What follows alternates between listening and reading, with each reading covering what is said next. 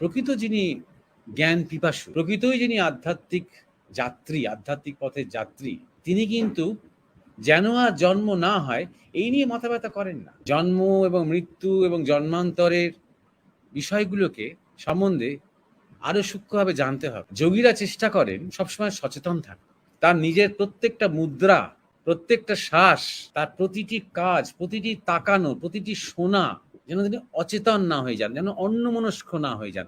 সচেতন থাকা, সেগুলোকে মনে রাখার জন্য নয়, পূর্ণ সচেতন, সম্পূর্ণ উপস্থিত তিনি যখন যেটা হচ্ছে তার শরীরের মধ্যে, তার মনের মধ্যে এবং তার বাইরে 100% কনসাস। এই 100% কনসাসের স্বভাবটা একটা সময় সিদ্ধিতে চলে যায়, তাকে আর ভাবতে হয় না। তিনি ঘুমের সময় সচেতন থাকেন, তিনি জানেন তিনি ঘুমোচ্ছেন, তার শরীর পূর্ণ বিশ্রামরত। এই 100% কনসাসটা ক্যারি করে যাওয়া মৃত্যুর সময়তেও। মৃত্যুর সময় তিনি সচেতন, মৃত্যু হচ্ছে শরীরের, তিনি জানেন তিনি নিজের শরীর নন, মৃত্যু হচ্ছে। পরবর্তীকালে সে শরীর চলে যাওয়ার পর জন্মান্তরের যে সম্ভাবনা তৈরি হচ্ছে সেটাও তিনি সচেতন, সেটা আগে থেকেই জানেন। তাকে শরীর গ্রহণ করতে হবে, তার কিছু বিশেষ কাজ আছে, জনহিতকর কোনো কাজ আছে, ঈশ্বরের ইচ্ছায় কোনো কাজ আছে, গুরুর নির্দেশের কোনো কাজ আছে। তাই পুরো প্রসেসটা তিনি সচেতন, যে প্রসেসের মধ্যে তিনি আবার সূক্ষ্ম থেকে স্থূলে এলেন, মাতৃগর্ভে এলেন, থাকলেন এবং জন্ম নিচ্ছেন। এই সচেতনভাবে সম্পূর্ণ সজ্ঞানে জন্ম নিতে গিয়ে অনেকের অসুবিধা হয়, কিন্তু এইটাই তারা আর যেন জন্ম না হয় এটা তারা ভাবেন না। ভাবেন আর যেন আমি এই স্থূল প্রকৃতির অধীনে জন্ম নিতে না হয়। সম্পূর্ণ আমি কি জানলাম না, বুঝলাম না, দাসত্ব করতে করতেই মরলাম, আর দাসত্ব করতে করতেই হঠাৎ জন্মলাম, আমি জানিও না, খেয়ালও নেই, সব ভুলে গেছি। এটা যেন না হয়, যেন সচেতন থাকি। পুরো ব্যাপারটা যেন আমার কন্ট্রোলে নয়, সচেতন। আমি কিছু পাল্টাচ্ছি না, কিন্তু সচেতন থাকছি। মহামায়ার সাথে যেন আমি, মহামায়া করছেন, আমি দ্রষ্টা। প্রকৃতি যারা সাধক, প্রকৃতি যারা জ্ঞান পিপাসু, প্রকৃতি যারা যোগী, তারা এইভাবে জন্মান্তরকে দেখে।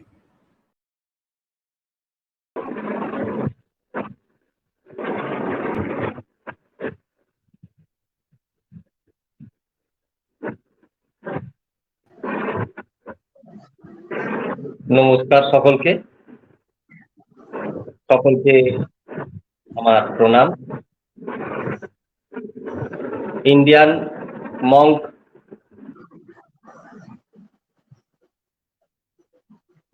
মরমিয়া স্পিরিচুয়াল সোসাইটির ইউটিউব চ্যানেলে যারা দর্শক এবং শ্রোতা, তাদের সকলকে আমি আন্তরিকভাবে সম্মান জানাই। আজকে মরমিয়া স্পিরিচুয়াল সোসাইটির প্রাণপুরুষ জয়দীপ মহারাজ আপনাদের সামনে গেরুয়া ত্যাগের প্রতীক এই বিষয়ে বিভিন্ন ভক্ত পিপাসু মানুষদের কাছ থেকে আসা কিছু জিজ্ঞাসার মীমাংসা করবেন এবং সদুত্তর দান করবেন। গেরুয়া একটি ত্যাগের প্রতীক, আমরা সবাই জানি।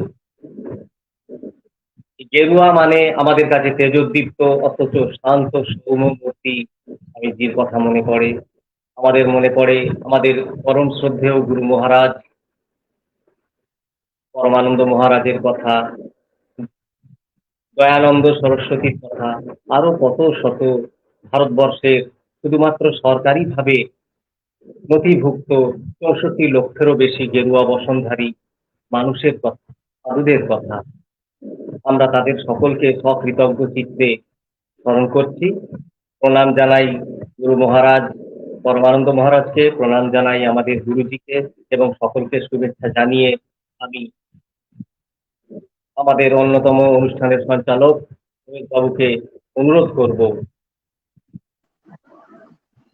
যারা জিজ্ঞাসা রেখেছেন তাদের সেই জিজ্ঞাসা তুলে ধরা। শঙ্করদা আপনাকে ধন্যবাদ জানাই, সকলে আমার প্রণাম নেবেন।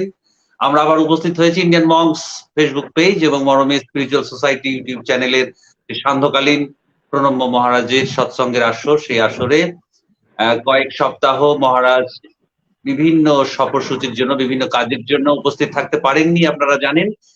সেই জন্য আহ, সরাসরি মহারাজের যে অনুষ্ঠান আপনারা আহ, পেতে থাকতেন সেইটা বন্ধ ছিল। আবার খুব আনন্দের সঙ্গে জানাচ্ছি যে মহারাজকে আমরা আবার পেয়েছি সরাসরি, এবং সেই জন্য আমরা আনন্দিত।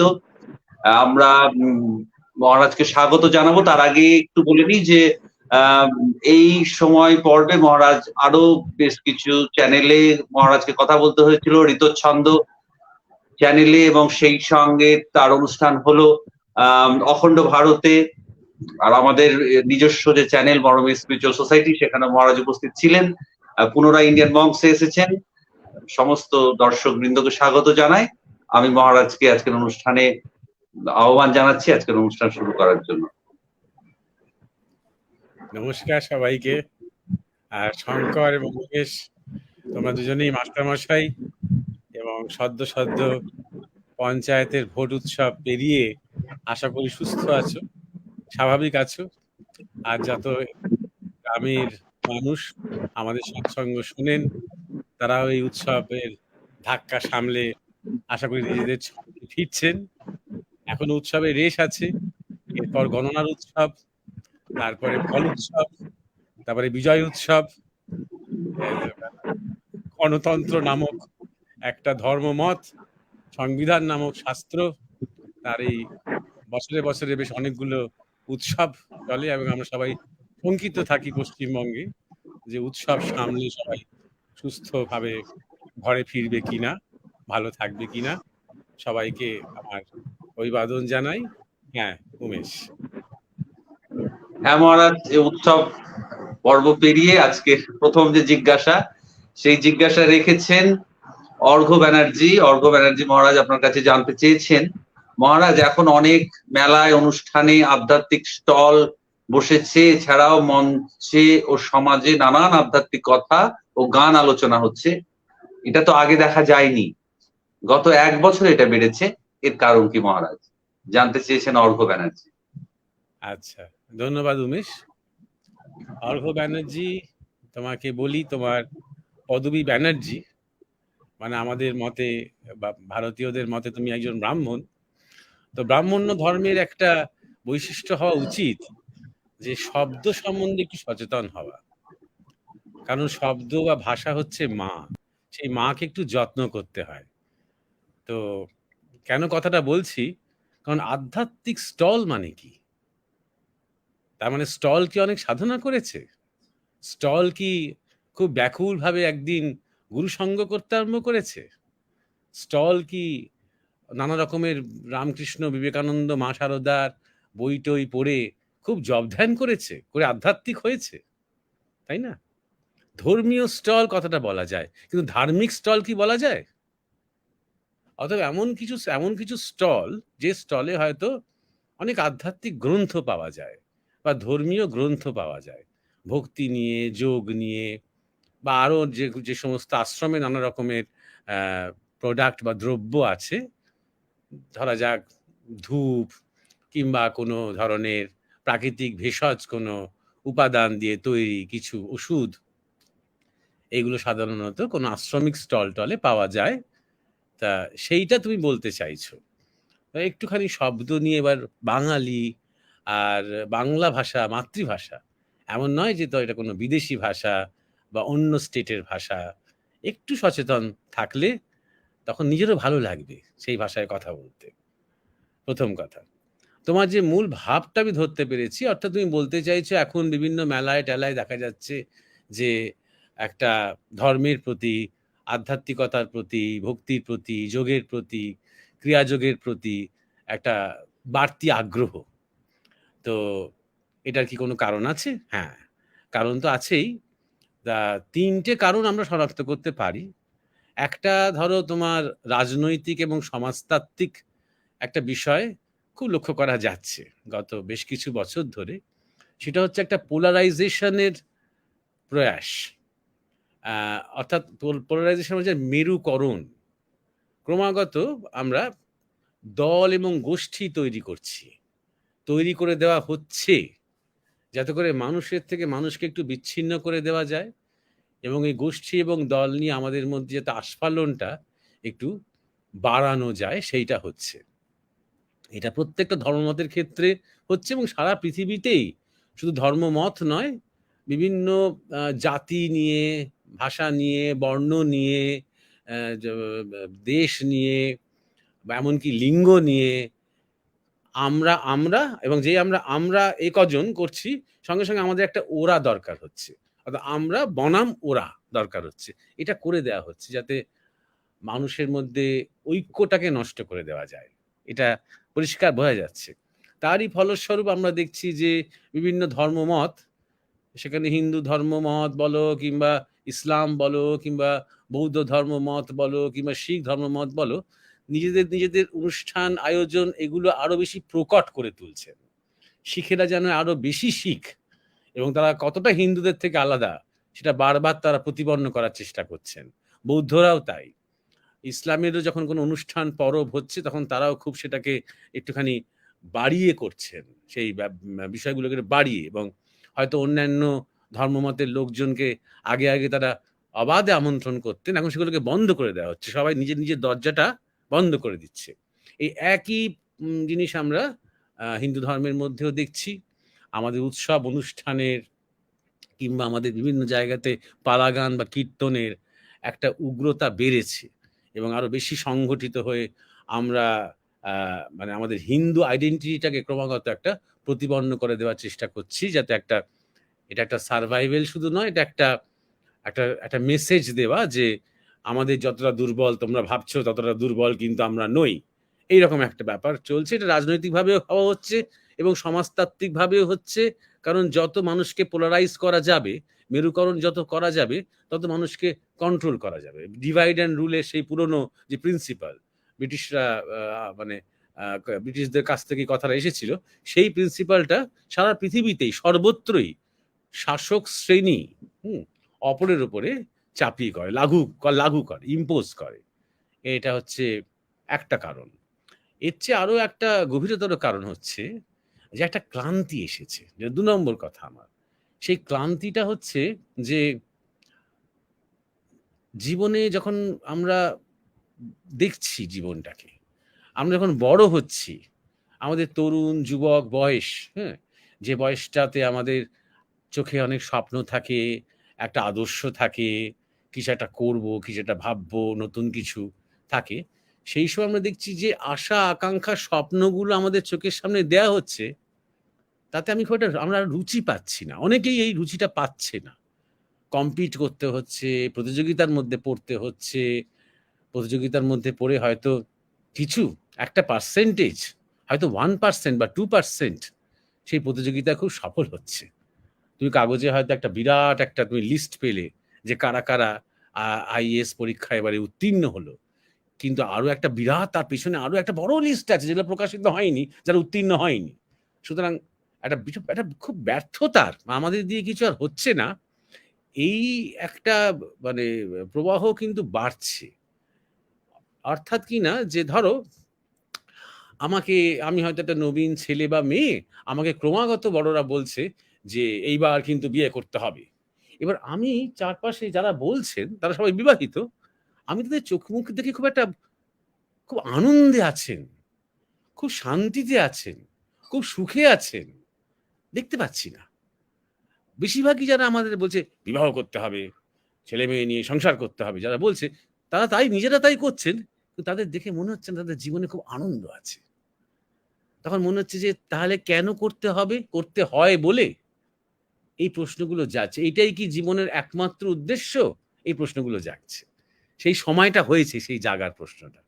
বা একটা কিছু রোজগার করতে হবে, একটা উপার্জন করতে হবে, একটা চাকরি করতে হবে, কিছু একটা নিজের পায়ে দাঁড়াতে হবে। এই ক্রমাগত হবে এই যে ইনস্ট্রাকশনস গুলো যেন মাস্ট, যেন কম্পালসারি, তখন যারা সেগুলো সব করছেন তাদের দেখে, সবাইকে দেখে খুব শান্তি, খুব আনন্দ, উপার্জন এবং চাকরিতে তাদের বিরাট একটা রোমাঞ্চ আমরা কি দেখতে পাচ্ছি? নাকি অভিযোগ, হতাশা, ডিপ্রেশন, ওষুধ, ব্লাড প্রেশার, সুগার, ঘুম হয় না রাতে, মুখে চোখে একটা সবসময় একটা বিরক্তি, ক্লান্তি, এগুলোই দেখছি। তারপর ধরা যাক আমাদের যে বয়সটাতে আমরা খুব আনন্দ করব, আমরা মানে শিখবো, জানবো, সেই যে বয়সটা, তোমাদের শিক্ষা ব্যবস্থাটা, আমাদের স্কুল কলেজ সবকিছুর মধ্যেই এই যে একটা নীরস জড়বাদ, যেখানে বন্ধুত্বের, ভালোবাসার, সত্যের, আদর্শের অ্যাবসলিউটলি কোনো স্থান নেই। ধর্মকে বাদ দিয়ে সেকুলার এডুকেশন, তাই না? তা এইটা কি খুব মানে একটা মানে দারুণ একটা আনন্দের জায়গায় তৈরি হচ্ছে। সুতরাং এই সময়টা এখন একটা স্যাচুরেশন পয়েন্ট, স্ট্যাগনেশন এসে গেছে, যে আর অত মানে এই করতে হবে এবং তার জন্য তোমরা একটু পাস করে নাও তাহলেই রেডি, তোমাদের জন্য চাকরি রেডি, রোজগার রেডি, উপার্জন রেডি, সুখ রেডি, হাসি রেডি রেডি। সেরকম কিন্তু নয় আজ জগৎটা। অনেক পাস টাস করেও তাকে স্ট্রাগল করতে হচ্ছে, অনেক পাস টাস করেও সে দেখছে যে কোনো না কোনোভাবে সে যেন অযোগ্য এই জীবনের প্রতি। ক্রমাগত তাকে হীনমন্যতায় ভুগতে হচ্ছে, সবসময় তাকে অসম্মানিত হতে হচ্ছে। এটা শুধু আমাদের সমাজেই নয়, আমাদের সমাজে এটা বেশি প্রকট, কারণ আমাদের ভারতবর্ষ হচ্ছে ধর্মের দেশ, দেবভূমি। তাই স্বাভাবিকভাবে এই জেনেটিক্যালি আমরা বহন করি একটা এই জড়বাদের মধ্যে অর্থহীনতা, এই ভাবটা, এই বোধটা।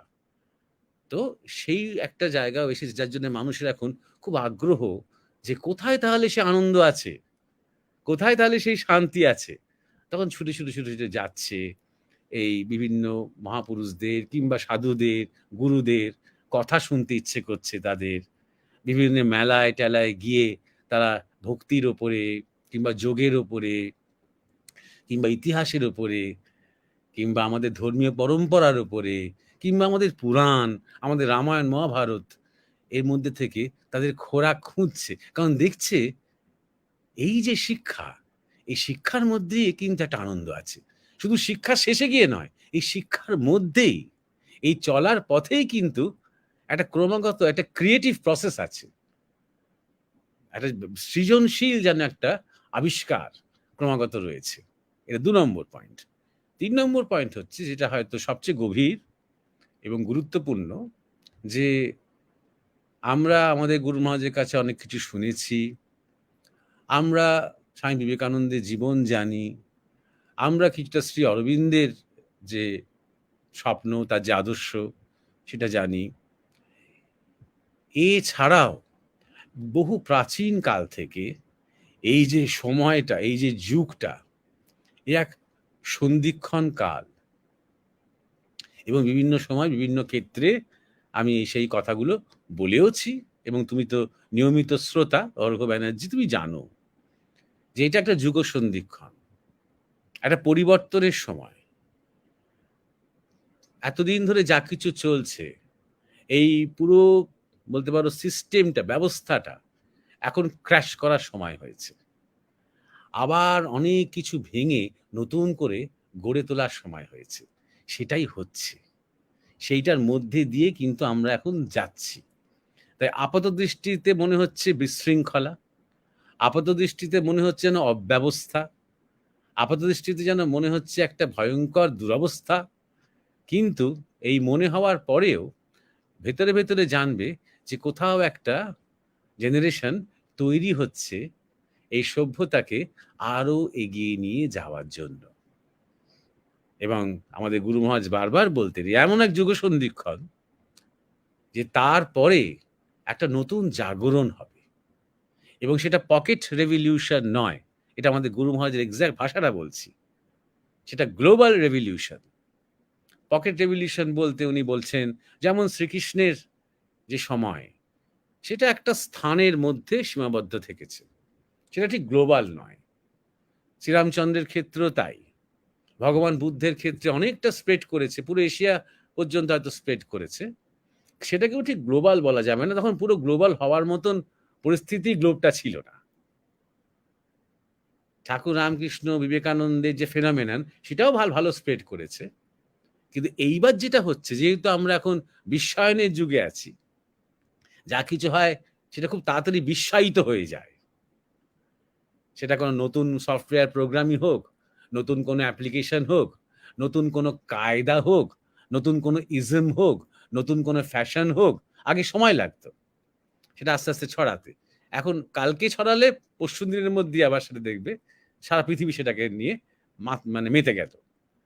আধ্যাত্মিক জাগরণও যেটা হচ্ছে সেটাও আর পকেটে আর আটকে থাকবে না বা আটকে থাকছে না, একটা গ্লোবাল স্প্রেড হচ্ছে, কারণ এটাই তার সময়, এই যেটা যুগ সন্ধিক্ষণ। যতই ভাবি না কেন আমরা যে একটা ওয়ার্ল্ড অর্ডার, কৃত্রিম ওয়ার্ল্ড অর্ডার চাপিয়ে দেওয়া হচ্ছে, এগুলো রাবণ বা আমরা দেখি যে নানা রকম ইজম, নানা রকম বাদ দিয়ে এই ভেঙে দেওয়ার চেষ্টা হচ্ছে। এই মেরুকরণের কথা বলছিলাম, এই চেষ্টা যতই হচ্ছে ততই জানবে ঠিক উল্টোটাও তার সাথে প্রক্রিয়াটা চলছে। ওইগুলোকে ব্যবহার করেই সবকিছু ভেঙে দিয়ে আবার নতুন করে গড়ে তোলা। আমরা বলি কথায় কথায় অনেক ভাঙা গড়ার মধ্যে দিয়ে গেলাম, আর আগে ভাঙা তারপরে গড়া। একটা বোতলের মধ্যে হয়তো অনেক কিছু আছে, ছোট ছোট ছোট ছোট অনেক নানা রকমের জিনিস, নানা রকম উপাদান অনেক দিন ধরে সেই বোতলটা রাখা আছে, সব সেটেল করে গেছে, এক একটা হায়ারার্কি তৈরি হয়ে গেছে, কেউ উঁচুতে কেউ নিচুতে কেউ মাঝখানে, হ্যাঁ একটু মেলামেশাও হয়েছে। কিন্তু সেই বোতলটা ধরে এবার সম্পূর্ণ নাড়িয়ে যদি দাও তুমি, তাহলে অনেক ক্ষয়ক্ষতি হয়তো হবে, কিন্তু আবার একটা চার্নিং হয়ে আবার নতুন করে সবকিছু সেটেল হবে। তো এই যে পরিবর্তন, এই যে যুগ সন্ধিক্ষণ, এই সন্ধিক্ষণের মধ্যে আমরা আছি। আমরা মানে আমরা এখন ওই প্রথম বা দ্বিতীয় বিশ্বযুদ্ধের মতন একটা বিশ্বযুদ্ধ ঠিক হবে না, একটা অন্য লেভেলের বিশ্বযুদ্ধ চলছে এবং তার মধ্যে আমরা আছি। এত কিছুর পরে যখন অনেক টালমাটাল হবে, যখন পুরো পৃথিবীর অর্ডারটা পুরো পাল্টে গিয়ে আবার তোমার ধুলোগুলো বসবে, অর্থাৎ ডাস্ট উইল সেটল যখন হবে, তখন যে যুগটা হবে, তখন স্বামী বিবেকানন্দের স্বপ্নের মতন, আমাদের গুরু মহারাজের দর্শনের মতন, শ্রী অরবিন্দের আকাঙ্ক্ষার মতন, তখনকার যে ভারতবর্ষ, তখনকার যে সমাজ, তখনকার যে পৃথিবী, সে এমন একটা লাভ হবে, সে এমন একটা গতি পাবে, এমন একটা উচ্চতায় যাবে, যা পৃথিবীতে মানুষের সভ্যতার ইতিহাসে আগে কখনো হয়নি। আমরা যতই বলি বেদান্ত সমাজ, আমরা যতই বলি আর্য সভ্যতা, আর্য সংস্কৃতি, অবশ্যই সেটা একটা বিরাট উচ্চতায় গিয়েছিল, সেটাও ম্লান হয়ে যাবে এই আগামীর যে উচ্চতা আসছে তার কাছে। তো এটাই তো অর্ঘ্য তোমার যে জিজ্ঞাসা, সেই জিজ্ঞাসার মীমাংসা। এবারে হ্যাঁ উমেশ। হ্যাঁ মহারাজ, আমার খুবই অসাধারণ আর কি বিষয়টা, যে অর্ঘ্য ব্যানার্জি জিজ্ঞাসা রেখেছিলেন। আপনি বললেন একটা এমন সময়কাল পৃথিবীতে আসছে যে আর্য সংস্কৃতি, যে সংস্কৃতিকে ধরে আমরা কিছুটা এগোতে চাইছি জীবনযাপন, তার শৈলীটাকে, তার থেকেও একটা অসাধারণ কিছু আসছে। যাই হোক, অর্ঘ্য ব্যানার্জি যেটা জিজ্ঞাসা রেখেছিলেন মহারাজ আলোচনা করলেন, একটু ভাষা সচেতনতার কথা ধরিয়ে দিয়েছেন। আমাদের সবাইকে বাঙালি হিসেবে ভাষা সচেতন হতে হবে। আমাদের এই বাংলাতেই রবীন্দ্রনাথ জন্ম নিয়েছেন, স্বামী বিবেকানন্দ জন্মেছেন, দুজন বাংলা ভাষা নিয়ে অনেক কি বলবো অনেক কাজ করেছেন। তো যাই হোক মহারাজ, প্রথমেই এই ধর্মের প্রতি আমাদের যে বাড়তি আগ্রহ, তার কয়েকটা পয়েন্টে আমাদের আলোচনা করে বললেন। প্রথমে রাজনৈতিক এবং সমাজতাত্ত্বিক একটি বিষয় রয়েছে এবং সেইখানে একটা মেরুকরণ চলছে পৃথিবীব্যাপী। সেই মেরুকরণে আমরা ওরা এবং শাসক শ্রেণী এটাকে চেষ্টা করছে একটা ডিভাইডেড এবং রুলের মধ্য দিয়ে বিষয়টাকে আমাদেরকে কিছুটা আলাদা করে রাখার। তো তাতে কি হয়েছে যে অনেক বেশি করে ধর্মীয় প্রতিষ্ঠানগুলো তাদের মতো করে তারা যে শ্রেষ্ঠ বা তাদের যে উপাসনাটাই শ্রেষ্ঠ এটা বোঝানোর চেষ্টা করেছে, সেটা একটা হয়েছে। দ্বিতীয়ত মহারাজ যেটা বলেছেন, একটা ক্লান্তি এসেছে। এই ক্লান্তি হচ্ছে আমাদের জীবনযাপনের প্রতিযোগিতার ক্লান্তি এবং ব্যর্থতার ক্লান্তি। কারণ সফল খুব কম সংখ্যক মানুষ হচ্ছে, ব্যর্থতার পরিমাণটা ভীষণ। তার সঙ্গে সামাজিক এবং পারিবারিক যে চাহিদাগুলো মানুষকে বহন করতে হচ্ছে, সেইটা ওরা দেখছে এই চাহিদার পরিপূরক হতে গেলে আদপেও সে কিন্তু কোনো আনন্দ বা একটা সন্ধান বা কোনো খোঁজ সে পাচ্ছে না। সুতরাং এই জীবনটাকে আর পছন্দ করছে না মানুষ। আর ছাত্রাবস্থা থেকেই আমরা যে জড়বাদী এডুকেশন নিচ্ছি, তাতে একটা স্যাচুরেশন চলে এসছে। এই শিক্ষার তো প্রায় মূল্যহীন, জীবনের সঙ্গে তার কোনো যোগ নেই। এই কথাগুলো মহারাজ আমাদের ধরিয়ে দিয়েছেন এবং সেইখানেই তারা দেখতে পাচ্ছে যে পুরাণের যে শিক্ষা, মহাকাব্যের যে শিক্ষা, সেই শিক্ষা লাভ করে কি হবে, সেই শিক্ষার কথা জানলেই যে আনন্দ, সেইটা প্রতি সবাই আকৃষ্ট হচ্ছে।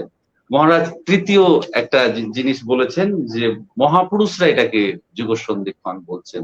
মহাপুরুষরা, স্বামী পরমানন্দ তো বটেই, স্বামী বিবেকানন্দ বলছেন, এবং একটা জায়ান্ট লিপ হবে, পৃথিবীর সভ্যতা অনেক বেশি এগিয়ে যাবে। এতদিন ধরে যেভাবে আমরা এগিয়েছি বা আমাদের যেভাবে বিবর্তন হয়েছে, সেটা হয়তো এই বিশ্বযুদ্ধ স্তরের মতো করে একটা সাধারণ যুদ্ধের মধ্যে দিয়ে হবে না আর, কিন্তু একটা বিরাট টালমাটাল হবে, পরিবর্তন হবে এবং নতুন একটা সভ্যতা আসবে। সেই সভ্যতা আর্য সংস্কৃতি থেকেও অনেক বেশি এগিয়ে থাকবে। আর অন্য কথা না বলে এবার আমি শঙ্করদার কাছে ফিরে যাব। শঙ্করদা, আপনি কি আমাদের শুনতে পাচ্ছেন? শঙ্করদা, হ্যাঁ শঙ্করদা নিশ্চয়ই আমার কথা শুনতে পেয়েছেন। শঙ্করদা, এবার মহারাজের আমরা প্রথম জিজ্ঞাসার মীমাংসা শুনেছি, অসাধারণ। এবার দ্বিতীয় জিজ্ঞাসাটা যদি আপনি রাখেন। হ্যাঁ, দ্বিতীয় জিজ্ঞাসাটা করেছেন সৌমি দত্ত। অত্যন্ত সময় উপযোগী জিজ্ঞাসা। বিভিন্ন জায়গায়, বিভিন্ন অনুষ্ঠানে গেলে, বিভিন্ন সমাজে বিভিন্ন মানুষের সঙ্গে মিশতে গেলে এই জিজ্ঞাসার বা এই ধরনের প্রশ্নের আমরা সম্মুখীন হই। আজকে একটা খুবই সময় উপযোগী জিজ্ঞাসা উনি করেছেন। জিজ্ঞাসাটা আমি সরাসরি মহারাজের কাছে তুলে ধরছি। সৌমি দত্ত উনি জানতে চেয়েছেন, এক গোত্রে বিয়ে না হওয়ার কারণটা কি, আর মেয়েদের গোত্র বললে গোত্র কেন পাল্টাতে হয়? কোনো মহিলা যদি বিয়ের পর গোত্র না পাল্টায় তাহলে তার সন্তানের গোত্র কি হবে? আর বিয়ের সময় মন্ত্র পড়ে যে গোত্র পাল্টানো হয়, সেটা কি এইভাবে পাল্টানো সম্ভব? এই 4টি জিজ্ঞাসা উনি রেখেছেন। ধন্যবাদ শঙ্কর।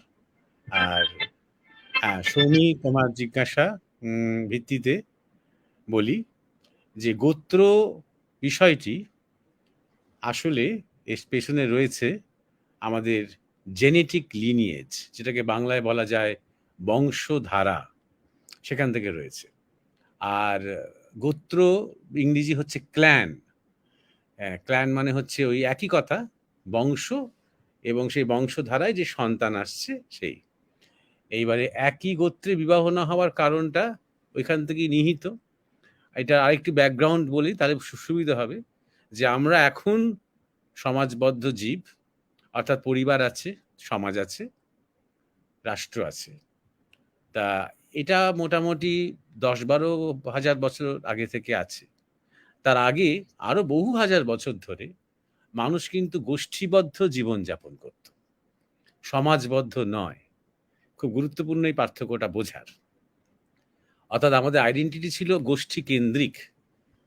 এবার প্রত্যেকটা গোষ্ঠীর একজন করে প্রধান নেতা থাকতেন, তিনি সেই গোষ্ঠী পিতা হতেন। আবার এই শব্দটা খুব গুরুত্বপূর্ণ, তিনি গোষ্ঠী পিতা হতেন। সুতরাং সেই গোষ্ঠী যত নারীরা থাকতেন তাদেরকে যদি বলা যায় কনসেন্ট হোক, নন কনসেন্ট হোক, যাই হোক না কেন, তাদের সাথে শারীরিক মিলিত হওয়ার অধিকার আগে সেই গোষ্ঠীর নেতার থাকত। এই গোষ্ঠী নেতা থেকেই এক একটা গোত্রের নামকরণ হয়েছে। প্রত্যেকটা গোত্র কোনো না কোনো ঋষির নামে বা ঋষির যে পরম্পরা সেই নামে হয়েছে। সুতরাং গোষ্ঠী পিতা তিনি সাধারণত সবসময় না হলেও একটু অন্য ধরনের ব্যক্তিত্ব হতেন, কিছুটা দার্শনিক হতেন, কিছুটা জীবন জিজ্ঞাসু হতেন। তিনি তার মতন করে চলতে চলতে বা দিন যাপন করতে করতে তার মতন করে তিনি জীবনের অনেক সমস্যার সমাধান খোঁজার চেষ্টা করতেন, এবং তার বুদ্ধি, তার প্রজ্ঞা, তার দূরদর্শী তার 5 জনের থেকে একটু অন্যরকম হতো বলেই তিনি গোষ্ঠী পিতা হতেন। এমন সবসময় নয় যে তিনি সবচেয়ে বলশালী ছিলেন বা তিনি সবচেয়ে মানে ক্ষিপ্র গতি ছিল, সেগুলো ভাইটাল ফ্যাক্টর গোষ্ঠী জীবনে, কিন্তু তার বুদ্ধি, বিচার, প্রজ্ঞা এগুলো একটু বেশি থাকতো।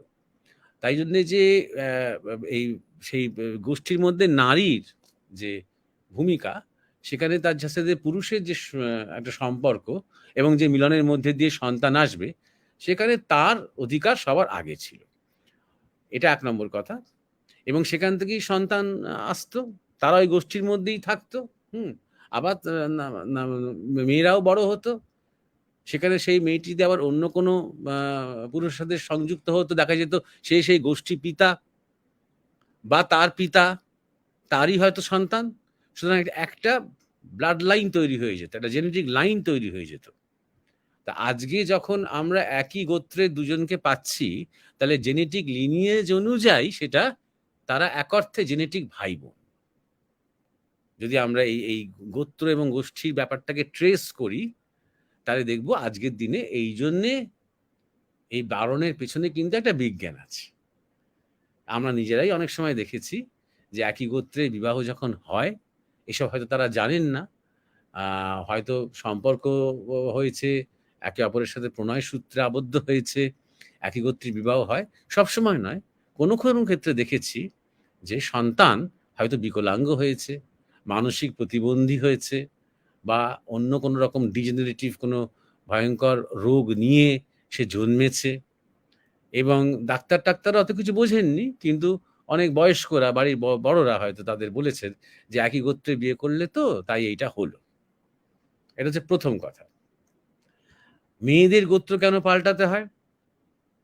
এটার আপাত দৃষ্টিতে এর কারণ হচ্ছে যে প্রথমত পুরুষের আমরা জানি যে XY ক্রোমোজোম, আর মেয়েদের XX ক্রোমোজোম।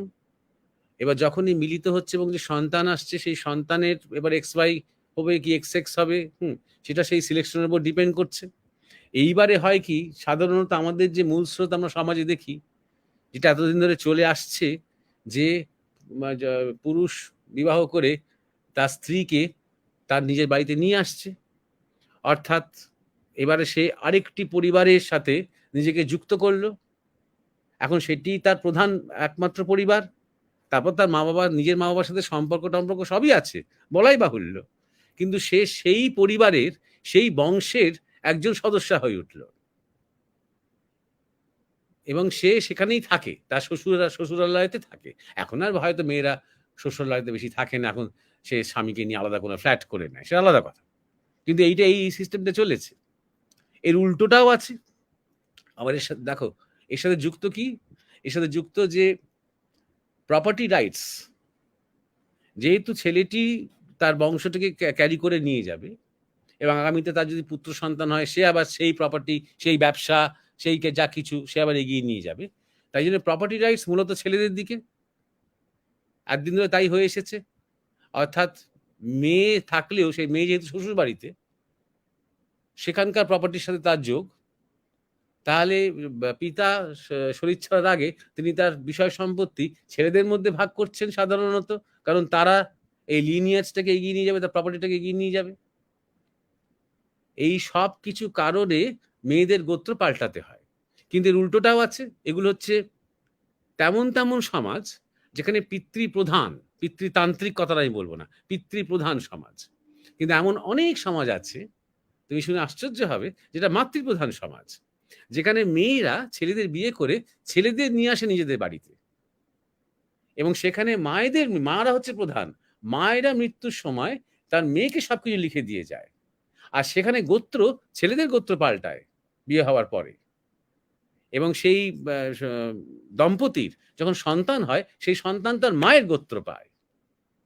এরকম বহু মানে উপজাতি, পাহাড়ি অনেক জনজাতি, যেখানে পাহাড় অঞ্চলে, তুমি চা বাগান অঞ্চলে তুমি গেলেই বুঝতে পারবে, সেখানে পুরো মেয়েরাই সবকিছু চালায়। সংসারও মেয়েরা চালায়, উপার্জনও মেয়েরা চালায়, পরিশ্রমও মেয়েরা করে। পুরুষগুলো বেসিক্যালি খুব অলস সেখানে। এরকম বহু জায়গায়। আবার কোনো কোনো ক্ষেত্রে দেখা যায় যে সেই পার্টিকুলার গোষ্ঠীর যে দেবতা, কোনো একজন দেবতা, তার নামে গোত্র, সেরকমও এখনো আছে। আবার কোনো কোনো ক্ষেত্রে দেখা যায় কোনো একজন পূর্বপুরুষ, তিনি খুব বিখ্যাত ছিলেন, হয়তো হয়তো আজ থেকে, এখনকার থেকে 7 পুরুষ আগে তিনি একটা বিশিষ্ট কিছু করেছিলেন, সেই সেই বংশকে তিনি উজ্জ্বল করেছিলেন, তার নামে গোত্র। সেই পার্টিকুলার ফ্যামিলিটার মধ্যে দেখা যায় তার নামে, তারা সবাই মেনে নিয়েছে তার নামে গোত্র। আবার দেখা যায় কোনো একটা আঞ্চলিক জায়গা, কোনো একটি পার্টিকুলার অঞ্চল, সে অঞ্চল থেকে সেটা এটা বলে দেওয়ার এক ধরনের, কি বলবে, একটা সাংস্কৃতিক জিপিআরএস সিস্টেম। এই যে গোত্র টোত্র, জাতি কুল যা কিছু, এটা একটা একটা পুরো বিশাল এই গ্লোবাল মানচিত্রে একটা পয়েন্ট আউট করা, পিন পয়েন্ট করা, যে এইখান থেকে তো এই বংশটা শুরু হয়েছে, এইখান থেকে তোমার শুরু, এখান থেকে আমার শুরু। তা সেই আঞ্চলিক, সেই অঞ্চলটির নামে গোত্র। অর্থাৎ যখনই তার গোত্রের কথা মনে পড়বে তখনই মনে পড়বে তার, এখন সে অঞ্চল থেকে অনেক দূরে থাকে, কিন্তু কোনো এক কালে কোনো এক সময় আমাদের এই বংশ শুরু হয়েছিল পৃথিবীর এই অংশে এই অঞ্চল থেকে। এই একটা ধরনের আইডেন্টিফিকেশন, এক ধরনের মেমারি, সিভিলাইজেশনাল মেমারি সে ক্যারি করছে। সুতরাং এরকম নারীবাদী দৃষ্টিভঙ্গি থেকে না দেখে না, যখন এই বাদ, কোনো একটা বাদের মধ্যে চলে আসবে, তখন এই স্বচ্ছতা, এই যে বিজ্ঞানের পেছনে এই যে এক ধরনের সুন্দর একটা সায়েন্স আছে, এইগুলো তোমার চোখের সামনে থেকে হারিয়ে যাবে। এই যে বোকার মতন প্রশ্ন করেছে না একটা, যে বিয়ের সময় মন্ত্র পড়ে কি আদৌ কারোর গোত্র পাল্টানো সম্ভব? এটা মন্ত্র পড়ে গোত্র পাল্টানো হয় না। গোত্র পাল্টানোর প্রশ্ন আসে যখন নারী পুরুষ মিলিত হচ্ছে এবং সেই মিলনে যখন একটা সন্তান আসছে, তখন গোত্রে, তখন তার লিনিয়েজটা কিভাবে আইডেন্টিফাই করা হবে সেই সন্তানের, সেখান থেকে গোত্রটা আসছে। যদি এমন হয় যে নারী পুরুষ ঠিক করেছে যে তারা লিভ টুগেদার করবে, তারা সন্তান টন্তান নেবে না, তাহলে গোত্রের কোনো প্রশ্ন নেই, তাহলে কোনো বংশ, কোনো লিনিয়েজে কোনো প্রশ্নই নেই, তাহলে এটা রিডান্ডেন্ট। তখন এই গোত্র কনসেপ্টটা আস্তে আস্তে পৃথিবী থেকে হারিয়ে যাবে, যদি এটাই মানে মেজরিটি হয়ে যায়। এটা বোঝো, কমন সেন্স দিয়ে বোঝো ব্যাপারটা, কমন সেন্স দিয়ে বোঝো। এবার যদি পিতৃপ্রধান হয় তাহলে পিতার নামে স্বামীর নামে গোত্র, মাতৃপ্রধান হয় মায়ের নামে স্ত্রীর নামে গোত্র, সিম্পল। এবার তুমি যদি চাও যে ব্যাপারটা এবারে মেয়েদের নামে হোক, দুজনের নামে এটা পছন্দ, এটা সার নেম নয়, এটা পদবী নয়। এটাও খুব ইম্পর্টেন্ট বোঝা, যে তুমি সৌমি দত্ত, হ্যাঁ, বিয়ে করে তোমাকে সৌমি চট্টোপাধ্যায় হতে হচ্ছে না, আমি চট্টোপাধ্যায় নেব না, আমি দত্ত, আমি দত্ত চট্টোপাধ্যায় রাখবো, চট্টোপাধ্যায় দত্ত। এইগুলো তোমার স্বাধীনতা, ঠিক আছে, আমাদের দেশের আইন এগুলোকে সম্পূর্ণ সাপোর্ট করে, কিন্তু গোত্রের ক্ষেত্রে সেটা করা সম্ভব নয়। যখন মিলন হবে এবং আগামীতে সন্তান তোমরা চাইবে, তখন তোমাদের একটা লিনিয়েজ যদি মানে ভাবতে চাও, তাহলে ভাবাটা ভালো।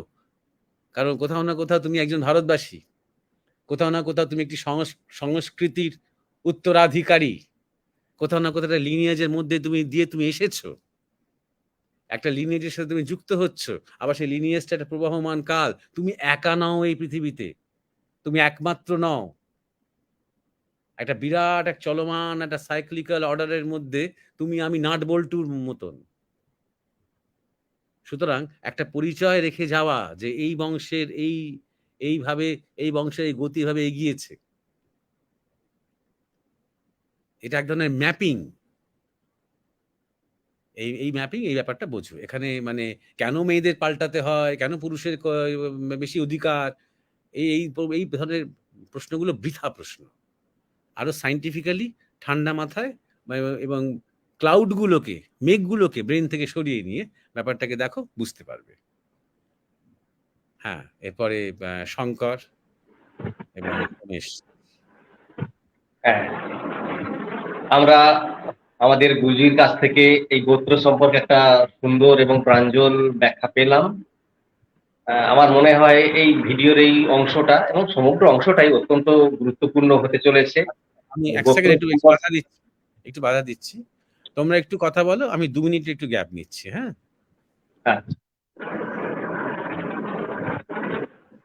শঙ্করদা বলুন। হ্যাঁ, এই গোত্র সম্পর্কে আমাদের গুরুজি যে আলোচনাটা করলেন এটা খুবই প্রাসঙ্গিক।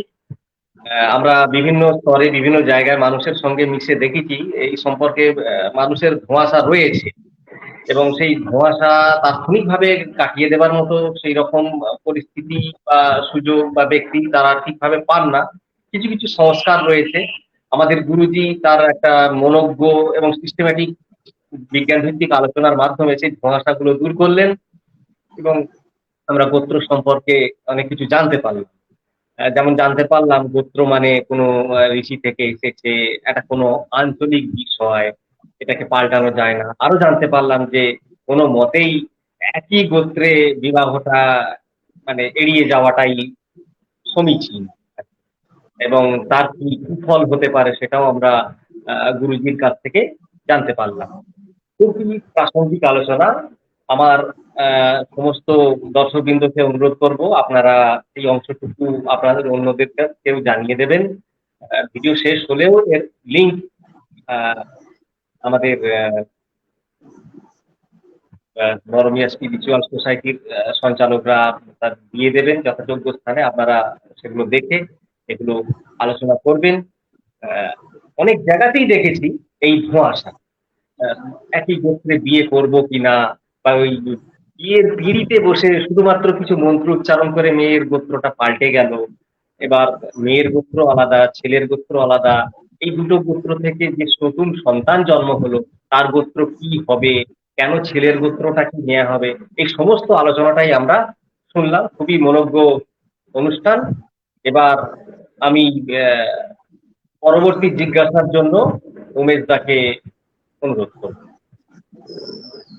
শঙ্করদা খুবই ভালো বলেছো, খুবই একটা অসাধারণ আলোচনা মহারাজ করলেন আমাদের প্রথম জীবনের গোষ্ঠী জীবন এবং সেই জীবন থেকে কিভাবে করে গোষ্ঠী পিতা এবং তার দ্বারা গোত্র এসেছে এবং তার যে ঐতিহাসিক দিক। শুধু একটা বিষয় আমি বলবো, মহারাজের কাছে শোনা অনেক কাল আগে, যে একবার গুরু মহারাজের কাছে একজন দীক্ষা নিতে এসেছিলেন। তো তিনি সম্ভবত অবাঙালি ছিলেন এবং তিনি কালকে হয়তো তার দীক্ষা হবে, তো আজকে গুরু মহারাজের সামনে বসে আছেন। তো মহারাজ আমাদের ঘটনাটা বলেছিলেন, তো তিনি গুরু মহারাজ তাকে জিজ্ঞেস করেছিলেন তোমার গোত্র কি, বা হিন্দিতে হয়তো জিজ্ঞেস করেছিলেন। তখন উনি বলেছিলেন বিয়াজ। সেই তারপরে গুরু মহারাজ কিছুক্ষণ স্মরণ করলেন, একটু চুপচাপ থাকলেন, দিয়ে বললেন যে এইরকম গোত্র তো আমি কোথাও ভারতবর্ষের পরম্পরায় খুঁজে পাচ্ছি না। যাই হোক, এটা একটা মজার একটা ঘটনা। মানে এই যে ভারতবর্ষ এত বড় দেশ, এত কালচার, তার মধ্যেও মহারাজ যেটা ধরিয়ে দিলেন যে একটা সিভিলাইজেশন আইডেন্টিফিকেশন আছে, একটা আমাদের পরিচয় আছে, কিন্তু এই এই আঞ্চলিক একটা পিন পয়েন্ট আছে। মানে আমরা কিন্তু একটা বিচ্ছিন্ন নই, কোথাও একটা না এই সংস্কৃতির সঙ্গে যুক্ত এবং কয়েক হাজার বছর ধরে যুক্ত, এটা আমাদের গোত্র মনে করিয়ে দেয়। সুতরাং সবকিছুতেই একটা কোনো ইসলাম বা নারীবাদের দৃষ্টিকোণ থেকে না দেখাই ভালো, এটাই মহারাজ বলেছেন। যাই হোক, আমি মহারাজ ফিরে এসেছেন, আর সময় নিচ্ছি না আপনাদের। এর পরে যে জিজ্ঞাসাটি রয়েছে সেটা দুটো জিজ্ঞাসা একসঙ্গে নিলে মহারাজ ভালো হয়, কাছাকাছি আমার মনে হয়েছে বলে বলছি। মলয়দের জিজ্ঞাসা রেখেছিলেন গেরুয়া বস্ত্র কি নিজেই নেওয়া যায় নাকি গুরু সন্ন্যাসী প্রদান করলে তবেই হয়, এবং সেই সঙ্গে সৌহার্দ্য জিজ্ঞেস করেছেন। মহারাজ সন্ন্যাস ধর্মের উপরেও এরকম বিস্তারিত আলোচনা করবেন দুজন, মলয়দে এবং সৌহার্দ্য। এবং আজকের অনুষ্ঠানের নাম ত্যাগের প্রতীক গেরুয়া, যদি একসঙ্গে আলোচিত হয় দর্শকদের মনে হয় উপকার হবে। হ্যাঁ, ধন্যবাদ শঙ্কর এবং উমেশ আমাদের সুন্দর সামারাইজেশনের জন্য। আর আমি এই জিজ্ঞাসাতে আসার আগে এই একজন অনেক প্রশ্ন বা অনেক জিজ্ঞাসা বারবার রাখছে কমেন্ট সেকশনে, কি মেজর তার নাম। তো তিনি হয়তো আজকে প্রথম এসেছেন, তাই ব্যাপারটা বুঝতে পারছেন না। এই যে জিজ্ঞাসাগুলো আমরা মীমাংসা বা আলোচনা করছি, এগুলো প্রায় 6-7 মাস আগে এই জিজ্ঞাসাগুলো আমাদের কাছে এসেছে। লাইভ শো চলাকালীন বা পরবর্তীকালে ইউটিউবে যখন রেকর্ডিং দেখেছে মানুষ তখন জিজ্ঞাসা করেছে, কিংবা হোয়াটসঅ্যাপে আমাদের কাছে জিজ্ঞাসা পাঠিয়েছে। তো সেগুলো লাইন আপ করে রাখা থাকে, যখন সময় হয় 6-7 মাস কেটে যায়। আপনার জিজ্ঞাসাটাও আজকে যেগুলো আপনি করেছেন, কখনো আপনি ক্রিয়াযোগ নিয়ে জিজ্ঞাসা করছেন বা কখনো আপনি অন্যান্য বিষয় নিয়ে জিজ্ঞাসা করে যাচ্ছেন, আপনি ভাবছেন সঙ্গে সঙ্গে উত্তর পাবেন, না সেটা সম্ভব নয়। আপনাকে এটা বোধহয় বলাও হয়েছে। আপনাকে অর্ঘ্য মুখার্জি জানিয়েছে যে এটা আজকেই উত্তর দেওয়ার কোনো উপায় নেই। আজকে এই জিজ্ঞাসাগুলো যাদের আজকে আলোচনা হচ্ছে তারা অনেকদিন ধৈর্য ধরে অপেক্ষা করে আছেন, তবে তারা সেই ধৈর্যের পরীক্ষায় উত্তীর্ণ হয়ে শেষ পর্যন্ত এই মীমাংসাগুলো পাচ্ছেন। সুতরাং আপনি যেহেতু প্রথম আসছেন তাই জন্য অধৈর্য হবেন না, ব্যাপারটা বুঝুন। আপনার জিজ্ঞাসাগুলো খুব প্রাসঙ্গিক হয়, তাই বা যদি দেখি যে এইসব বিষয়গুলো নিয়ে আলোচনা আগে হয়নি, যেমন ক্রিয়াযোগ নিয়ে আগে অনেকবার আলোচনা হয়েছে, আপনি সেগুলো সব শুনে নেবেন। এটা আমি আপনাকে আধার করে আরো অনেককেই বলছি। অনেকেই প্রথমবার এসে জিজ্ঞাসা করতে আরম্ভ করে দেন, অথচ আগের যে কত এপিসোড হয়েছে এই ইন্ডিয়ান মংস ফেসবুক পেজেই অনেক এপিসোড হয়েছে। প্রতি রোববার আমরা 1.5 ঘন্টা ধরে আলোচনা করি। সেইগুলো না শুনে আপনারা জিজ্ঞাসা করলে অনর্থক সময় নষ্ট হচ্ছে, কারণ অনেক শ্রোতা দর্শকরা তারা নতুন বিষয় নিয়ে আলোচনা শুনতে চান এবং আমরাও সেরকম ধরনের আলোচনা করতে পছন্দ করি।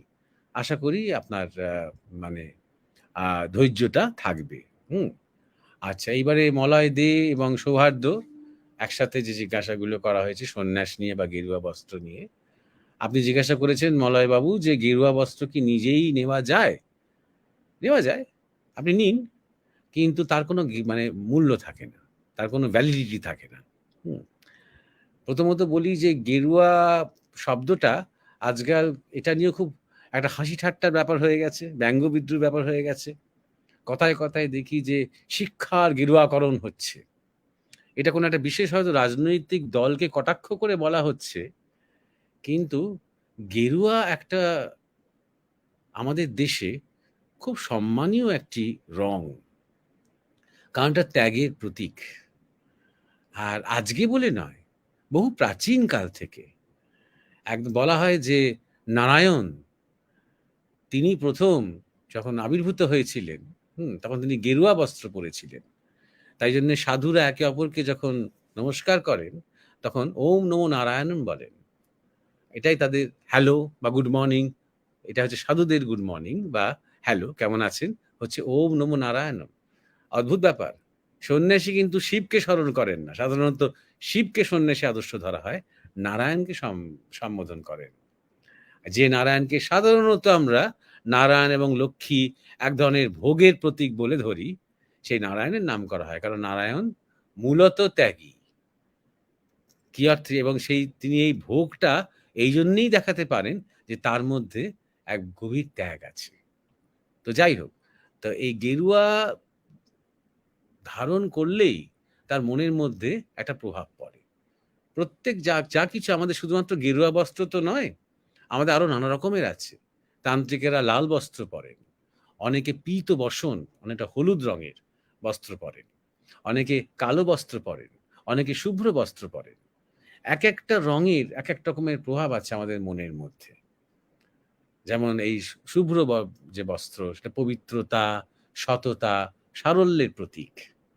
আর যে গেরুয়া সেটা হচ্ছে ত্যাগের প্রতীক। ভোরবেলা যখন প্রথম উষার সেই রং ধরে আকাশে, সেটা গেরুয়া, মানে অর্থাৎ নতুন চিন্তা, নতুন ভাবনা ত্যাগের মধ্যে থেকেই আসে। এটা খেয়াল রাখতে হবে। সেটা নিজে নিজে ঠিক শখ করে পড়ার জিনিস নয়, এটার একটা মূল্য আছে। এরকম অনেক হয়েছে, তাই জন্যেই আদি শঙ্করাচার্য একটা স্ট্রিম লাইন করলেন, 10 নামী সন্ন্যাসী পরম্পরা তিনি শুরু করলেন। এই 10 নামের বাইরে এটা অদ্বৈত বেদান্তের মধ্যে পড়ে। অদ্বৈত বেদান্তের যে বিপুল যে একটা মানে প্রভাব ভারতবর্ষের সমাজে বা ভারতবর্ষের সাধককুলের মধ্যে, তার মধ্যে এই 10 নামী সন্ন্যাস পরম্পরা পড়ে। সেই 10 নামীর কথা আমি পরে আরো আসছি। তার আগে বলে নিই, এই যে ধরুন আপনি দেখবেন বাংলার দিকে কথাই আছে আউসে, পাউসে, প্যাটের দায়, চ্যাটের দায়, কি মাঘ মোলে, নিবংশে, ভক্তিতে স্বভাবে।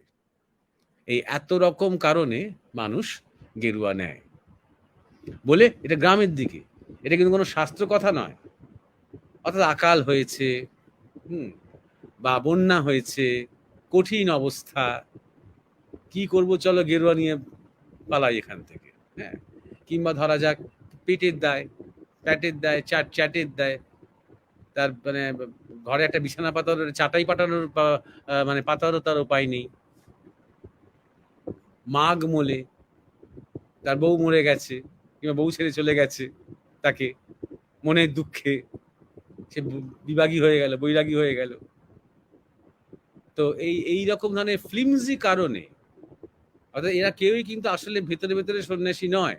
নিবংশে, যখন দেখলো যে সন্তান হলো না, বংশ শেষ হয়ে যাচ্ছে, আর এই সংসারে দিয়ে কি হবে, তখন বংশ সেন্টিমেন্টটা খুব বেশি ছিল কিছুকাল আগে পর্যন্ত আমাদের মধ্যে। যদি বংশই আর রক্ষা না হলো, আমি যদি বংশের শেষ লোকই হই, তাহলে এই আর থেকে কি হবে সংসারে, এই ঘানি টেনে কি হবে, চলো সবকিছু ছেড়ে তলবি তলবা গুটিয়ে চলে যাই, গেরুয়া টেরুয়া নি। আমাদের এমনই এক দেশ যে গেরুয়া পড়লে না খেতে দেবে মরে যেতে হয় না। অনেক গেরুয়াধারীই আছে এবং আগে খুবই ছিল, যারা এক অর্থে ভিখিরি, ভিক্ষাবৃত্তি করছে গেরুয়াটা পরে। এবার এমনি ভিখিরি যতটা যতটা মানে সে ভিক্ষা পাবে, একজন গেরুয়াধারী ভিখারি তার চেয়ে একটু বেশি পাবে। কারণ লোকেদের মনে গেরুয়ার প্রতি একটা সম্ভ্রম রয়েছে, মানুষের মনে, সহজ সরল ভক্তরা। তারা যখন মন্দিরে যাচ্ছে, মন্দিরের বাইরে হয়তো বহু গেরুয়াধারী সব অনেকে বসে আছে, তাদের মধ্যে হয়তো কেউ কেউ ভালো সন্ন্যাসী, তাদের মধ্যে কেউ কেউ হয়তো ভালো সন্ন্যাসী, কিন্তু কেউ কেউ সত্যি সত্যি সে ভিখারি। তো এইরকম নানা রকমের আছে বলে, নানা রকমের আছে বলে তো এই আদি শঙ্করাচার্য যখন একটা ব্রাহ্মণ্য ধর্ম বা ব্রাহ্মণ্য পরম্পরা যখন তিনি ইয়ে করলেন, প্রচলন করলেন আবার, তখন তখন দেখা গেল যে তিনি অনেকটা স্ট্রিমলাইন করলেন, কিছুটা স্ট্রিক্ট করলেন সিস্টেমটা। একজন সন্ন্যাসী যে এই শঙ্করাচার্যের প্রবর্তিত দশনামীর মধ্যে পড়েন, তিনি যদি নিজে নিজে মানে মানে কোথাও যান, ভারতবর্ষের যে কোনো স্থানে, যে কোনো আশ্রমে, তিনি দশনামীর মধ্যে পড়েন, তার কিন্তু থাকা খাওয়ার কোনো কোথাও কোনো অসুবিধা হবে না। তিনি যদি নিজের পরিচয় দিতে পারেন, নিজের গুরুর নাম বলতে পারেন, এবং কিছু মানে সন্ন্যাসীদের এই দশনামীদের মধ্যে একটা কোড আছে, একটা শ্লোক, একটা কোড আছে, সেই কোডটা পাসওয়ার্ডের মতন। সেই কোডটা যখনই তিনি বলতে পারবেন, তখনই যে কোনো জায়গায় তিনি যেই হন না কেন আর দেখা হবে না। কিন্তু সেটা যদি না বলতে পারে, যতই গেরুয়া পরে থাকুন, যতই মাথায় জটা থাকুক, যতই বড় বড় দাড়ি থাকুক, তাকে কিন্তু তিনি যে কোনো আশ্রমে তিনি কিন্তু থাকতে পারবেন না। যে কোনো এইসব যোশীমঠ, কৈলাস আশ্রম, ঋষিকেশ, হরিদ্বারের বড় বড় আশ্রমে থাকতে পারবেন না। এইগুলি ইচ্ছে করেই শঙ্করাচার্য করলেন, কারণ সন্ন্যাস পরম্পরার মধ্যে খুব করাপশন এসে যাবার সম্ভাবনা ছিল। কারণ বৌদ্ধ সংগঠন তখন মানে একদম শেষ অবস্থা। যখন শঙ্করাচার্য ভারতবর্ষে পরিব্রাজন করতে আরম্ভ করলেন, তখন খুবই ব্যভিচার এবং অরাজকতা, বিশৃঙ্খলা এসে গেছে এই বৌদ্ধ সংগঠনগুলির মধ্যে। আর তারা সবাই কিন্তু শ্রমণ, অর্থাৎ তথাকথিত বৌদ্ধ সন্ন্যাসী বা বৌদ্ধ স্কলার, তারা কিন্তু ত্যাগী, কিন্তু তাদের মধ্যে এতটাই অনাচার, দুরাচার এসে গেছে যে দেখলেন যে এটার প্রভাব সমাজের সর্বত্র স্তরে পড়ছে। আর আবার আরেকটা জিনিস এখানে খেয়াল রাখতে হবে, মলয়বাবু এবং শোভা দুজনকেই বলি, যে শঙ্করাচার্যের সময় কিন্তু এই বৌদ্ধ ধর্ম ও হিন্দু ধর্ম এরকম ধরনের কোনো পার্থক্য ছিল না। বুদ্ধের তৈরি করা সংগঠন ছিল, এবং ব্রাহ্মণ্য ধর্ম এবং যে চতুরাশ্রম, চতুর্বেদ, এই যে ব্রাহ্মণ্য ধর্মের যে বৈশিষ্ট্যগুলো এবং চতুর্বর্ণ, সেগুলোকে লঙ্ঘন করে একটা সংস্কার আন্দোলন, সেটা আলাদা করে কোনো ধর্মমত নয়। ঠিক যেমন আজকে আমরা চৈতন্যদেব মহাপ্রভু কিংবা আমাদের স্বামী বিবেকানন্দ, ঠাকুর রামকৃষ্ণ, এদেরকে আমরা আলাদা ধর্মমত বলি না, সংস্কার আন্দোলন বলি। ঠিক তেমনই তখন তিনি দেখলেন সমাজে সর্বত্র একটা এই ত্যাগের নামে, সন্ন্যাসের নামে একটা অ্যাডভান্টেজ নেওয়া শুরু হচ্ছে, এবং সেটা একটা বাজে এক ধরনের মানে ডিটোরিয়েশন, ডিসইন্টিগ্রেশন হচ্ছে, একটা অবক্ষয় হচ্ছে সমাজের মধ্যে। তখন তিনিও অনেক ধরনের সংস্কার করতে আরম্ভ করলেন। তার মধ্যে একটা হচ্ছে সংগঠন। তিনি বুদ্ধের কাছ থেকেই এই সংগঠন কনসেপ্টটা ধার করলেন, কারণ বুদ্ধ প্রথম ভারতবর্ষের ধর্ম যে প্রবাহ, তার মধ্যে সংগঠন নিয়ে এসেছিলেন। এক নম্বর সংগঠন, আর দ্বিতীয় হচ্ছে এই স্ট্রিক্ট, স্ট্রিমলাইন, ডিসিপ্লিন, এই দশনামী সন্ন্যাস পরম্পরা। এর বাইরে কিন্তু এখনো অনেক রকমের যে গেরুয়া প্রবর্তন রয়েছে, বাউলদের মধ্যে রয়েছে, তান্ত্রিকদের মধ্যে রয়েছে। আমি দেখেছি অনেক বাউল শিল্পীদের দেখেছি, যারা এমনি গৃহী, তাতে কোনো অসুবিধা নেই, কিন্তু তারা সাধক, হয়তো তারা এমনি নর্মাল ড্রেস পরে আছে, স্বাভাবিক ড্রেস পরে আছে, জামা কাপড় পরে আছে, কিন্তু যখন তারা গান গাইতে উঠলেন, তখন তারা তাদের চুলটা হয়তো বড়, সেটাকে বেঁধে টেঁধে নিলেন, একটা গেরুয়া ড্রেস চাপিয়ে নিলেন গায়ের উপরে, একতারা বা দোতারা বা তারা যে বাদ্যযন্ত্রগুলো নিয়ে উঠলেন, করে রীতিমতো ওটা একটা গেরুয়াটা তাদের একটা পারফরমেন্সের সাজ। এবার সেই প্রত্যেকটা শিল্পীর মধ্যেই কি সেই সন্ন্যাস সুলভ ত্যাগটা আছে ভেতরে ভেতরে? কারোর মধ্যে আছে যারা প্রকৃত সাধক, হয়তো সবার মধ্যে নেই। সবাই জাস্ট ক্যাশ ইন করছে সেই মানে এই বাউল বাউল বাউল যে একটা আমাদের মধ্যে নতুন ক্রেজ এসেছে না, যে আমি বাউল গান শুনি এবং বাউলদের সাথে বসে আমি গঞ্জিকা সেবন করি এবং আমাদের রাজ্য সরকার সেই বাউলদের জন্য মাসে মাসে একটা ব্যবস্থা করে দিয়েছে, যেটা নতুন ক্রেজ। এই ক্রেজের হয়তো সুবিধে নিচ্ছে একটা অনেকে মিলে, অনেক ছেলে মেয়েরা, তারাও ওদের দেখা দেখি সিনিয়র বাউলদের দেখা দেখি তারাও একটা গেরুয়া পরে মঞ্চে উঠছে। তা যারা এই পরম্পরাগতভাবে সন্ন্যাসী, তারা এটাকে দেখে এইসব দেখে শিউরে শিউরে ওঠেন, কারণ তাদের কাছে গেরুয়াটা এতটাই মূল্যবান। কেউ তার গুরুর কাছ থেকে, সদ্গুরুর কাছ থেকে গেরুয়া পেয়েছে মানে সেটা তার কাছে এতটাই মহার্ঘ, এতই শ্রেষ্ঠ এই জীবনটাকে ভাবা হয়, এই ত্যাগের জীবনটাকে। তাদের কাছে এটা একটা ভয়ঙ্কর একটা অনাচার বলে তাদের প্রতীত হয়। এরকম বৈষ্ণবদের মধ্যেও খুব আছে, যখন তখন গেরুয়া নিয়ে নেওয়া, এটাকে বলা হয় ভেগধারী। গেরুয়া বস্ত্র দান করলেন গুরুদেব, গুরুদেব সন্ন্যাস দিলেন কাউকে রীতিমতন যাগ যজ্ঞ করে সেইটা, আর ভেগধারী জিজাস একটা ভেগ ধারণ করলো এবং সেই ভেগ ধারণে কিছু সুবিধে পাওয়ার জন্য সে ধারণ করলো। এগুলো আছে, সে এগুলো ঠিক ঠিক এই যে আপনি জিজ্ঞাসা করেছেন গেরুয়া বস্ত্রকে নিজেই নেওয়া যায়, নিয়ে নেওয়া যায়, নিক কেউ একটা, কিন্তু তার মানে সে সন্ন্যাসী নয়, তার কোনো মূল্য নেই। হয়তো অনেকে তাকে গেরুয়া বস্ত্র দেখে তাকে প্রণাম টনাম করতে পারে, কিন্তু তার সাথে কয়েক মিনিট কথা বললেই বুঝতে পারবে যে কিসের সন্ন্যাসী। সন্ন্যাসীর মধ্যে আমরা একটা অন্য রকমের ভাব আশা করি। তো এইবার এই এই কথাটাকে আরো এগিয়ে নিয়ে যাওয়া, যে সন্ন্যাস ধর্মের ওপর এরকম বিস্তারিত আলোচনা করবেন। বিস্তারিত আলোচনা করার কিছু নেই, সর্বত্যাগী যিনি, তিনিই সন্ন্যাসী। এবং আমাদের আমরা আবার বাঙালি, আমাদের বাংলা ভাষায় কথা বলি, আমাদের কাছে সন্ন্যাস মানে একটা বিরাট শব্দ। সন্ন্যাসী হওয়া মানে জীবনের একটা শ্রেষ্ঠ আদর্শ সে বেছে নিল। সে হয়তো এখনো সাধক, সে হয়তো এখনো মানে আমাদের চোখে খুব পূজনীয় হয়ে ওঠার মতন তার নেচারটা নয়, হতে পারে, কিন্তু যে পথটা সে বেছে নিয়েছে, যে অঙ্গীকারটা সে বেছে নিয়েছে, এই ত্যাগটা যে কতটা ডিপ সেটা আপনারা শর্ট করে ভাবতে পারবেন না। আপনারা ভাবেন যে শুধুমাত্র ঘর থেকে বেরিয়ে যাওয়াটাই ত্যাগ,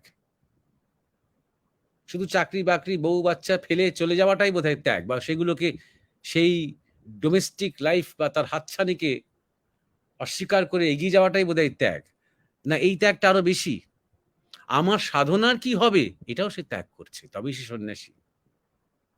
আমার সমাধির কি হবে এটাও সে ত্যাগ করছে, তবেই সে সন্ন্যাসী। আমার কি হবে এটাও সে ত্যাগ করছে। এই সর্বত্যাগী মানে সর্বত্যাগী, আমিটা তার ত্যাগ হয়ে যাচ্ছে। তাই জন্য তাকে বিরজাহম করতে হয়। বিরজাহম মানে হচ্ছে তাকে মানে এই ইহলোক থেকে পরলোকে যাওয়ার ব্যবস্থাটা নিজেকেই করতে হয়, একটা হোম, আত্মশ্রাদ্ধ করতে হয় তাকে। অর্থাৎ তার মৃত্যুর সময় বা মৃত্যুর আগে তার কোনো শেষ ইনস্ট্রাকশনস থাকবে না যে অমুক আমার মুখাগ্নি করবে, বা তমুক এইভাবে যেন ভান্ডারা দেওয়া হয়, এইভাবে যেন শ্রাদ্ধ করা হয়, যেটা আমরা সাধারণত করে থাকি। সাধারণ মানুষ সেরকম করার কোনো অধিকারই সন্ন্যাসীর নেই, কারণ তার নিজের শরীরের উপরই তার কোনো মালিকানা নেই, তার কোনো অধিকার নেই। সেটাই তার শ্রাদ্ধ করে দিয়েছে ও জীবিত অবস্থাতেই। যদি তাকে বলা হয় একজন প্রকৃত সন্ন্যাসীকে যে আপনার শরীর ছাড়ার পর এইখানেই পড়ে থাকবে আপনার শরীর, আমরা কিছুই করবো না, পচবে, উনি বলবেন তাই হোক না, শরীর তো যেতই যাবেই, সে জলেই ভাসিয়ে দাও, আগুনেই পোড়াও, মাটিতেই পচুক, তো শরীর পঞ্চভূতে তো মিলবেই একদিন। কি হচ্ছে, আমার তার নিয়ে কোনো মাথা ব্যথা নেই। শরীর বুদ্ধি তো আমার ত্যাগ করেছি, ত্যাগ করতে পেরেছি কেন জানি না, ত্যাগ করাটা সন্ন্যাসীর ধর্ম। পরার্থে যা জীবন, জগৎ হিতায় চ,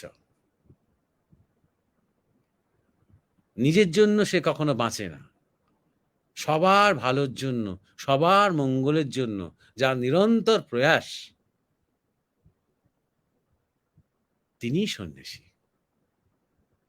তার নিজের সাধনা, তার নিজের পাওয়া, তার নিজের অর্জন, তার নিজের হাতে গড়া আশ্রম, কোনো কিছুর প্রতি তার কোনো আসক্তি নেই। প্রকৃত সন্ন্যাস এটা একদিনে নিশ্চয়ই হয় না, অবশ্যই। তাই একটা প্রসেসের মধ্যে যেতে হয়।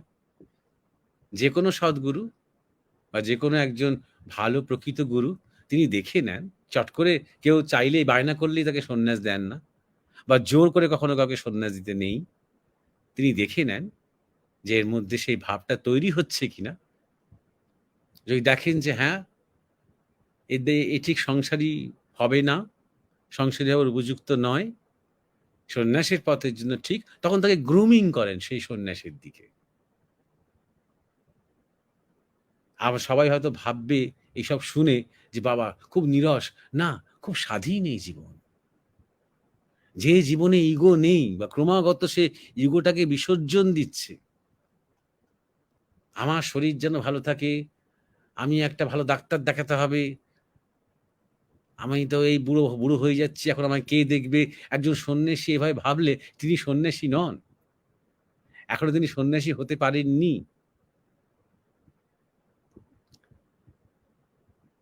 তো এই অঙ্গীকার তিনি নিচ্ছেন যখন তিনি তার সন্ন্যাস হচ্ছে, তার গুরুর কাছে তিনি মুন্ডিত মস্তক করছেন। হ্যাঁ, এই দশনামী সম্প্রদায়ের মধ্যে সাধারণত যেভাবে সন্ন্যাস হয়, যাগযজ্ঞ হয়, ভোরবেলা তো হয়তো নদীতে স্নান করতে হয়, তারপরে সম্পূর্ণ উলঙ্গ হয়ে গুরুর সামনে দাঁড়াতে হয়। তখন বিশেষ বিশেষ মন্ত্র পাঠ হয়, মন্ত্রোচ্চারণ হয়, এবং গুরুদেব তাকে গেরুয়া বস্ত্র দান করেন। তার মানে তখন তিনি অঙ্গীকারবদ্ধ হচ্ছেন যে এই জীবন সম্পূর্ণ ঈশ্বরে সমর্পিত এবং পরার্থে নিবেদিত। পরার্থে, মানুষের জন্য, সেবার জন্য। এ হচ্ছে সন্ন্যাসের আদর্শ। আমি দেখেছি যখন অন্যান্য বাংলা ছাড়া অন্যান্য ভাষায় আজকাল হিন্দিতে দেখেছি যে আমরা বাংলায় বলি অবসর নিয়েছেন, রিটায়ারমেন্টের বাংলা করি। আমি দেখেছি হিন্দিতে অবসরকে সন্ন্যাস বলে। অথচ সন্ন্যাসী শব্দটা বা সন্ন্যাস শব্দটা সংস্কৃত থেকে এসেছে, যে তিনি দীর্ঘ রাজনৈতিক জীবন থেকে ও ও সন্ন্যাস লিয়া হ্যায়। এই অবসর গ্রহণকে সন্ন্যাস বলে। কিন্তু অবসর গ্রহণ অবসর মোটেও সন্ন্যাস নয়। সন্ন্যাস একটা মহাপুণ্য, একটা মহা মূল্যবান। এটা আমাদের গুরুবাও যে বলতেন যে তোমরা বলো যে তোমরা ছেলে মেয়েদেরকে মানে তোমরা চাও যে ছেলে মেয়েরা খুব উন্নত হোক, খুব স্বাধীন হোক, খুব ভালো হোক। ধরা যাক আমি যদি বলি যে তাহলে আশীর্বাদ করছি তোমার ছেলে সন্ন্যাসী হোক, তোমরা কেউ চাইবে সেটা? কিন্তু সেটাই কিন্তু একজন মা বাবা হিসেবে তার শ্রেষ্ঠ প্রার্থনা হতে পারে। আমার সন্তান এমন একজন হোক যার জীবন পরার্থে নিয়োজিত, যে সম্পূর্ণ ত্যাগী, সেই তার জীবনই ধন্য। তেমন একজনের জন্যই সেই বংশ উদ্ধার হয়ে যেতে পারে। বলা যায় 14 পুরুষ উদ্ধার হয়ে যায়, তার মুক্তি হয়ে যায়, যে যে অবস্থায় তখন আছে সেই অবস্থা থেকে, এরকম বলা হয়। মানে এতটাই মহান এই জীবন। কারণ 99% আমরা সবাই বাসনার পেছনে দৌড়চ্ছি। এমনকি যারা ভালো কাজও করছেন তারাও একটা, তাদের মধ্যে হয় নাম যশের আকাঙ্ক্ষা রয়েছে বা জগৎ পাল্টাবো আকাঙ্ক্ষা রয়েছে, এও এক ধরনের ইগো। একজন সন্ন্যাসী তাও থাকে না, তাকে মাধ্যম করে হয়তো জগৎ পাল্টাচ্ছে, কিন্তু তার সেরকম কোনো ইগো থাকে না যে আমি জগৎ পাল্টাচ্ছি। হয়তো দেখা যাবে 24 ঘন্টা তিনি আশ্রমের কনস্ট্রাকশনের মধ্যে লেগে আছেন, কাজ করছেন,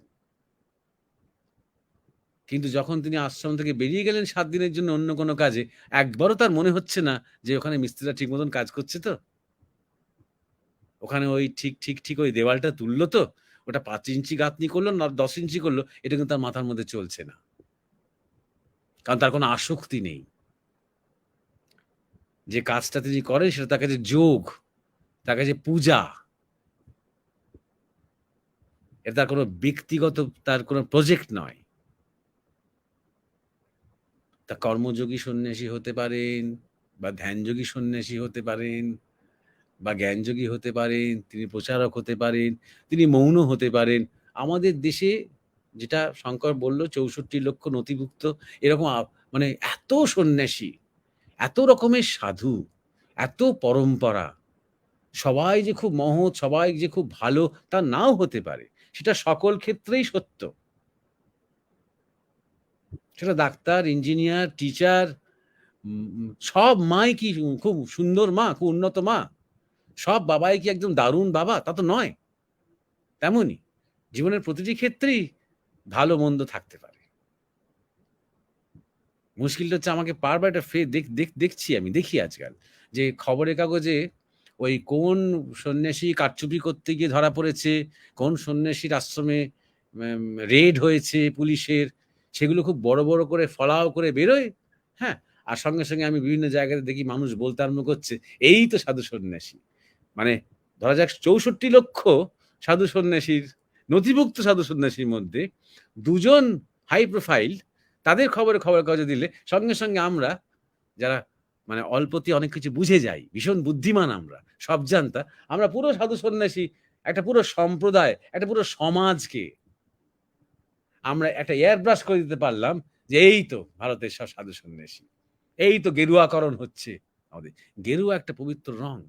এতদিন যে এত বছর ধরে ৭০ বছর ধরে যে লালকরণ করা হয়েছে সেটা নিয়ে কারো কোনো আপত্তি নেই। এখন তার রিয়াকশনে যেটা গেরুয়াকরণ হচ্ছে সেটা নিয়ে যত আপত্তি। হয়তো গেরুয়াকরণের মধ্যে দিয়ে কিছু সত্য কথা বেরিয়ে আসবে, হয়তো প্রকৃত ইতিহাসও কিছু উকি দিতে আরম্ভ করবে তার মধ্যে থেকে, কিন্তু বলার সময়, গেরুয়াকরণ বলার সময় যেন ভারতবর্ষের সাধু সন্ন্যাসী সব হীন, ভারতবর্ষের আধ্যাত্মিক পরম্পরা, ধর্মীয় যে ইতিহাস সবই হীন, শুধু জড়বাদের স্বার্থপরতাটাই শুধু মহান, এরকম একটা মানসিকতা প্রতিফলিত হয়। আমি কথা দিয়েছিলাম যে এই 10টি সম্প্রদায়ের নাম বলবো: গিরি, পুরী, ভারতী, সরস্বতী, তীর্থ, আশ্রম, বা বন। বন মানে যারা বনে তপস্যা করে, যেসব সন্ন্যাসী, তাদের বন নাম হয় বা বন নাম হয়। পার্বতী, সাগর, যারা নদীর ধারে তপস্যা করেন। ভারতী একটা সম্প্রদায় আছে 10টার মধ্যে, ভারতী আর একটা সম্প্রদায় আছে। এগুলো সব অদ্বৈত বেদান্ত ট্র্যাডিশনের মধ্যে পড়ে। আর এগুলোর প্রত্যেকটা একটা মেইন সেন্টার রয়েছে, প্রত্যেকটা এই সম্প্রদায়ের মধ্যে একটা মেইন সেন্টার রয়েছে। কোনোটা রয়েছে পুরীতে, কোনোটা রয়েছে বারাণসীতে, কোনোটা রয়েছে কেরলে, কোনোটা রয়েছে হরিদ্বারে, কোনোটা ঋষিকেশে, কোনোটা গুজরাতে, বিভিন্ন জায়গাতে এর প্রধান মন্দির রয়েছে এবং একটা প্রধান সেন্টার রয়েছে। এবং এই 10 নামই অদ্বৈত বেদান্তের পরম্পরাতে এই 10 নামই রয়েছে। কিন্তু অদ্বৈত বেদান্তই একমাত্র ধর্মমত নয় ভারতবর্ষে, এটাও খেয়াল রাখতে হবে। এছাড়া আরো অনেক পরম্পরা রয়েছে, আরো অনেক যোগের পরম্পরা রয়েছে, আরো অনেক বৈষ্ণব পরম্পরা রয়েছে, আরো অনেক তন্ত্রের পরম্পরা রয়েছে, সেখানে তাদের নিজস্ব রীতি রয়েছে। তবে মানে এবং বহু বৈচিত্র্য রয়েছে। মোটামুটি আমি সন্ন্যাস বলতে যে আইডিয়াটা, অনেকে গৃহী হয়েও সন্ন্যাসী গেরুয়া পড়েন, অনেক সময় সদ্গুরুই দেন। আমাদের গুরুদেবও গৃহী দম্পতিকে, দু একজনকে সন্ন্যাস দিয়েছিলেন। খেয়াল রাখতে হবে, ঠাকুর রামকৃষ্ণকে সন্ন্যাস দিয়েছিলেন তোতাপুরি, কারণ তিনি তার স্ত্রী থাকা, তিনি গৃহী হন না কেন, অন্তরে পূর্ণ ত্যাগ, তবেই নির্বিকল্প সমাধি সম্ভব, নাহলে সম্ভব নয়। তোতাপুরি দেখেছিলেন এই সে আধারটা আছে, তিনি কি সন্ন্যাস দিয়েছিলেন। তিনি এবার গেরুয়া ধারণ করেননি কেন?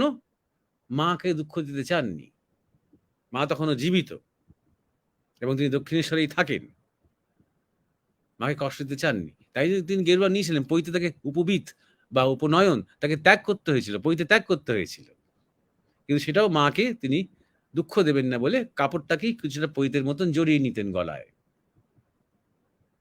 তা এরকম আমাদেরও আমরা দেখেছি যে সেরকম মানে বাহ্যিকে তারা গৃহী, কিন্তু অন্তরে সম্পূর্ণ সন্ন্যাস, অন্তর তাদের গেরুয়া। তেমন যখন দেখেছেন আমাদের গুরুদেব, তারা গভীর সাধনায় হয়তো যুক্ত হয়ে আছেন, তারা স্বামী স্ত্রী হয়তো একসাথে, তথাকথিত অনেক হয়তো সিঙ্গল গেরুয়া মানে গৃহী নন, এমন সন্ন্যাসীর থেকেও তাদের ত্যাগের ভিতটা আরো অনেক দৃঢ়। তখন তাদেরকেও গেরুয়া দিয়েছেন গুরু মহারাজ, এটা আমি দেখেছি। সুতরাং সন্ন্যাস মানেই যে তাকে মানে গৃহ ছাড়া হতে হবে তেমনও কোনো মানে নেই, সেটা গুরুর উপর নির্ভর করছে। কিন্তু ত্যাগ, প্রধান বৈশিষ্ট্য হচ্ছে ত্যাগ। এবং ত্যাগ মানে শেষে আমিটাও ত্যাগ, আইডেন্টিটিটাও ত্যাগ। সন্ন্যাসী বলে যে একটা আইডেন্টিটি, অনেক সন্ন্যাসীদের মধ্যে এটাও হয়তো আপনারা দেখবেন যে তাদের সন্ন্যাস অহং আছে, এটা এসে যায় যে এই গেরুয়ার কি মহিমা, এই সন্ন্যাস জীবনের, হ্যাঁ, এটা সহজে এই অবস্থায় কি উঠে আসতে পারে না, সবাই মান্য করা উচিত। তুই একটা সন্ন্যাসীকে দেখে প্রণাম করলি না, হয়তো একজন সন্ন্যাসী এরকম ধরনের অহং থাকে কিছুদিন, এটাও ত্যাগ হতে হবে, তবে পূর্ণ সন্ন্যাস। এবং এই ধরনের কাদের মধ্যে দেখা যায়, ছোটবেলা থেকেই দেখা যায় যে তারা একটু নির্লিপ্ত, একটু উদাসীন। এই ভোগ বিলাস, এই নতুন নতুন রোজ নতুন নতুন খেলনা চাই, রোজ নতুন নতুন জামা চাই, রোজ নতুন নতুন জুতো চাই, ওই দেখো ও তো এইটা পড়েছে, ও দেখো এইটা এটা নিয়ে খেলছে, আমারও এটা চাই। এই চাইটা তার মধ্যে প্রথম থেকেই কম। তার অন্য যেন সে যেন একটা অন্য চিন্তার মধ্যে মগ্ন হয়ে আছে, ডুবে আছে। কিছু কিছু কিছু পড়তে গিয়ে, কিছু শুনতে গিয়ে, কিছু দেখতে গিয়ে হয়তো তন্ময় হয়ে যাচ্ছে সে। তখনই বুঝতে হবে আর ৫ জনের থেকে একটু আলাদা।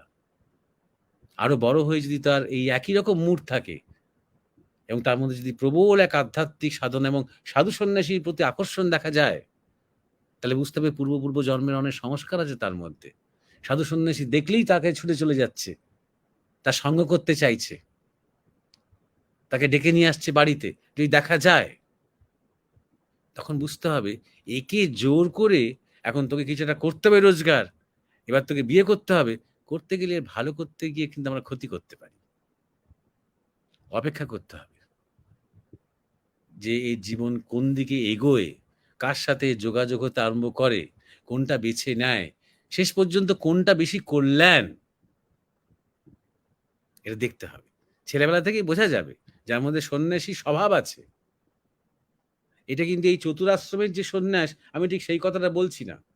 চতুরাশ্রমের সন্ন্যাসটা অনেকটা রিটায়ারমেন্টের মতো, শেষে গিয়ে সন্ন্যাস। অনেক অনেক পরম্পরায় ৩ নম্বরে, বানপ্রস্থটা শেষে ৩ নম্বরে সন্ন্যাস। আমি সেই সন্ন্যাসের কথা বলছি না, সন্ন্যাসী স্বভাবের কথা বলছি। সে হয়তো কিছুকাল ব্রহ্মচর্য পালন করেছে, তারপরে সন্ন্যাস আশ্রম তার গুরু তার জন্য ঠিক করে দিয়েছে। এটা নিজে নিজে শখ করে হঠাৎ। আমাদের যেমন রজনীশ ছিলেন, তিনি সবাইকেই মাঝে মাঝে ওই সন্ন্যাস দিয়ে দিতেন। ১ মাসের সন্ন্যাসী, ২ মাসের সন্ন্যাসী, ৬ মাসের সন্ন্যাসী করে তারা কিছু যোগ সাধনা করে তারপর বাড়ি ফিরে যাচ্ছে, তারপর যেমন তেমন জীবনযাপন করছে। উনি এইটা করতে গিয়ে উনি সন্ন্যাস পরম্পরাতে একটা চরম আঘাত করতে আরম্ভ করলেন, তার খেয়াল খুশির মতন করতে আরম্ভ করলেন। এইভাবে অনেকেই নানা রকম এক্সপেরিমেন্ট করেছেন। আমি এক্সপেরিমেন্টেশনের মধ্যে যাচ্ছি না। প্রকৃত সন্ন্যাস একদম প্রাচীন কাল থেকে যে সন্ন্যাসের যে আদর্শ, যদি সেই আদর্শের দিকে তাকাতে হয় তাহলে আমাদের গুরু মহারাজের কথায় একমাত্র স্বামী বিবেকানন্দ হচ্ছেন দৃষ্টান্ত, পারফেক্ট সন্ন্যাসী তিনি। আপাত দৃষ্টিতে কথাটা মনে হবে কন্ট্রাডিক্টরি, কারণ সন্ন্যাসী মানেই তিনি এই খান না, তাই খান না, তিনি অমুকের সাথে মেশেন না, আর এইরকম করেন না, আর ঘোড়ায় চড়েন না, আর স্মোক করতে পারেন না, এরকম নানা রকম তিনি, এটা তো আমাদের তৈরি করা প্রেসক্রিপশন। তিনি কি করতে পারেন কি করতে পারেন না সবকিছু আমরা ঠিক করে দিই তো। সেই দিক দিয়ে দেখতে গেলে এটা কন্ট্রাডিকশন মনে হতে পারে। তিনি কি করতেন না করতেন সেটা পরের কথা। মেইন ব্যাপারটা হচ্ছে তার কোথাও কোনো আসক্তি ছিল না, এটাই মেইন তার কথা। তাই জন্য তিনি পারফেক্ট সন্ন্যাসী, তিনি একটা আদর্শ সন্ন্যাসী। তাকে যদি আপনি রাজপ্রাসাদে রেখে ঘোড়ায় চড়িয়ে হাবানা পাইপ দেন তিনি খুশি, তাকে যদি আপনি একটা কুড়ে ঘরে চাটাই পাত পেতে শুতে বলেন একই রকম খুশি, একই রকম আনন্দে আছেন। এই হচ্ছে একটা সন্ন্যাসী চরিত্র, বিরক্তি নয়, এইটা আমি করি না, ওইটা আমি খাই না, এটা কিন্তু একজন পূর্ণ সন্ন্যাসীর, আদর্শ সন্ন্যাসীর স্বভাব হবে না। যেখানে তাকে রাখা আছে সেই বেড়ালের মতন, সেখানেই তিনি তার গুরু চিন্তায় মগ্ন হয়ে আছেন এবং পরার্থে কিছু ভালো করার চেষ্টা করে যাচ্ছেন। এই হচ্ছে সন্ন্যাসীর চরিত্র। তাই জন্যে আমাদের গুরু মহারাজের কথায় যে আদর্শ সন্ন্যাসী আমি একজনকেই দেখেছি, মানে পুরো ইতিহাস জুড়ে তিনি বলছেন এই কথাটা, কয়েক হাজার বছর স্ক্যানিং করে তিনি বলছেন এই কথাটা, যে স্বামী বিবেকানন্দ হচ্ছে আদর্শ পারফেক্ট সন্ন্যাসী। হ্যাঁ, আমরা আবার ফিরে যাই আবার উমেশ আর শঙ্করের কাছে। আর হয়তো আরেকটা জিজ্ঞাসা নেওয়া যেতে পারে ছোট করে। হ্যাঁ মহারাজ, আজকের যেটা ত্যাগের প্রতীক গেরুয়া, আজকের যে অনুষ্ঠানের নামকরণ ছিল এবং যাদের জিজ্ঞাসা জুড়ে এই আলোচনা হলো মলয় দে সৌহার্দ্য, তাদের জন্যই আমরা একটা সামগ্রিক ভারতবর্ষের সন্ন্যাস পরম্পরা সম্পর্কে জানতে পারলাম, একটা পূর্ণাঙ্গ আলোচনা শুনলাম। মহারাজ বলেছেন, আপনারা শুনলেন প্রথমেই যে যেহেতু জিজ্ঞেস করেছিলেন মলয় বাবু যে নিজে নিজে কি গেরুয়া নেওয়া যায়, উনি বলেছিলেন নিতে পারেন, তবে তার মূল্য থাকে না। এর একটা রীতি রয়েছে, সাধু পরম্পরা রয়েছে, দশনামী সম্প্রদায় রয়েছে। আজকের যুগে যেটা গেরুয়া নিয়ে খুব একটা বিতর্ক তৈরি হচ্ছে রাজনৈতিক ভাবে, হিন্দিতে বলা হচ্ছে ভগবাকরণ বা গেরুয়াকরণ শিক্ষায় সমাজে, সেইটার একটা রাজনৈতিক অর্থ দাঁড়িয়ে গিয়েছে। কিন্তু বলা হয় ভারতে যে যখন নারায়ণ আবির্ভূত হয়েছিলেন প্রথম, তখন তিনি গেরুয়া বস্ত্র পরিধান করেছিলেন এবং যার ফলে সাধুরা যখন একে অপরকে গ্রিট করছেন, সাধুরা যখন একে অপরের সঙ্গে কথা বলছেন প্রথম, তখন নম নারায়ণ বলছেন। সুতরাং এর একটা আলাদা গুরুত্ব চিরকাল ভারতের ইতিহাসে রয়েছে। মহারাজ আমাদেরকে জানিয়েছেন, আলোচনা করলেন যে গেরুয়া রঙের প্রভাব মনের মধ্যে পড়ে, সব রঙেরই মনের মধ্যে প্রভাব রয়েছে, কিন্তু গেরুয়া রঙের যে প্রভাব সেটা সুদূর প্রসারী এবং সেটা আমাদের ত্যাগ শেখায়। সকালে সূর্যের যে রং, সেই রঙও গেরুয়া। তিনি শঙ্করাচার্যকে স্মরণ করেছেন এবং শঙ্করাচার্যের যে তৈরি করা দশনামী সন্ন্যাস পরম্পরা শুরু হয়েছিল এবং দশনামী সন্ন্যাস পরম্পরা কেন দরকার হয়ে পড়েছিল তার কথাও তিনি আমাদের জানিয়েছেন। আপনারা জানেন যে গ্রামগঞ্জে একটা কথা প্রচলিত হয়েছে যে আউশে পাউশে পেটের দায়ে মাঘ বলে নির্বংশ হলে মানুষ সন্ন্যাস গ্রহণ করে, এবং সেইটার কারণ হচ্ছে কিছুটা তার পেটের জন্য, কিছুটা কিছু না পারা একটা অসহায়তা থেকে হয়তো করে। কিন্তু শঙ্করাচার্য ব্যাপারটা স্ট্রিমলাইন করলেন। শঙ্করাচার্য দশনামী সম্প্রদায়ের মধ্যে একটা কোড চালু করলেন, যে কোড নিয়ে আমরা যদি কোনো আশ্রমে ভারতবর্ষের কোথাও যাই এবং আমাদের নিজেদের গুরুর নাম সেই কোড অনুসারে বলতে পারি, তাহলে সেখানে অন্তত থাকা খাওয়া বা অন্য কিছুর অসুবিধে আমাদের হয় না। এর একটা কারণও হয়তো হয়েছিল। মহারাজ আমাদের জানালেন যে বৌদ্ধদের মধ্যে অনেক অনাচার এসে গিয়েছিল এবং সেইটার জন্য দরকার হয়ে পড়লো। তিনি আমাদের জানালেন যে বৌদ্ধদের কাছ থেকে শঙ্করাচার্য সংগঠন নিয়েছেন এবং তিনি বুদ্ধ একটা ধর্ম সম্প্রদায়, হিন্দু একটা ধর্ম সম্প্রদায়, এইরকম কথা কোনো কালেই ছিল না। তিনি একজন সংস্কারক, ভারতবর্ষ তাকে সংস্কারক হিসেবেই দেখেছে। আজকের রাজনৈতিক ন্যারেটিভ হয়তো তাকে এইভাবে ব্যাখ্যা করে, সেই বিষয়টি আমাদের মনে করিয়ে দিয়েছে। মহারাজ সন্ন্যাসের যে প্রসঙ্গটি বলেছেন, মানে সন্ন্যাস বলতে কি বুঝবো, তাতে তিনি বলেছেন সর্বত্যাগী যিনি তিনি সন্ন্যাসী। সর্বত্যাগী যিনি হন তিনি সন্ন্যাসী। সন্ন্যাসী মানে জীবনের শ্রেষ্ঠ আদর্শ যে বেছে নিল এবং একটা অঙ্গীকার করলো। কারণ সন্ন্যাসী আপন সাধনার কি হবে, আপন সমাধির কি হবে, এটা নিয়ে চিন্তিত হয় না। তিনি সবটাই সমর্পণ করেন। তাই তাকে বিরজা হোম করতে হয়, আত্মশ্রাদ্ধ করতে হয়। পরার্থেই তার জীবন। তিনি যে জীবন যাপন করেন, নিজের অর্জনে তার কোনো আলাদা আসক্তি থাকে না। যে জীবন ক্রমাগত ইগোকে বিসর্জন দিচ্ছে সেই স্বাধীন, এটা মহারাজ আমাদের জানিয়েছেন।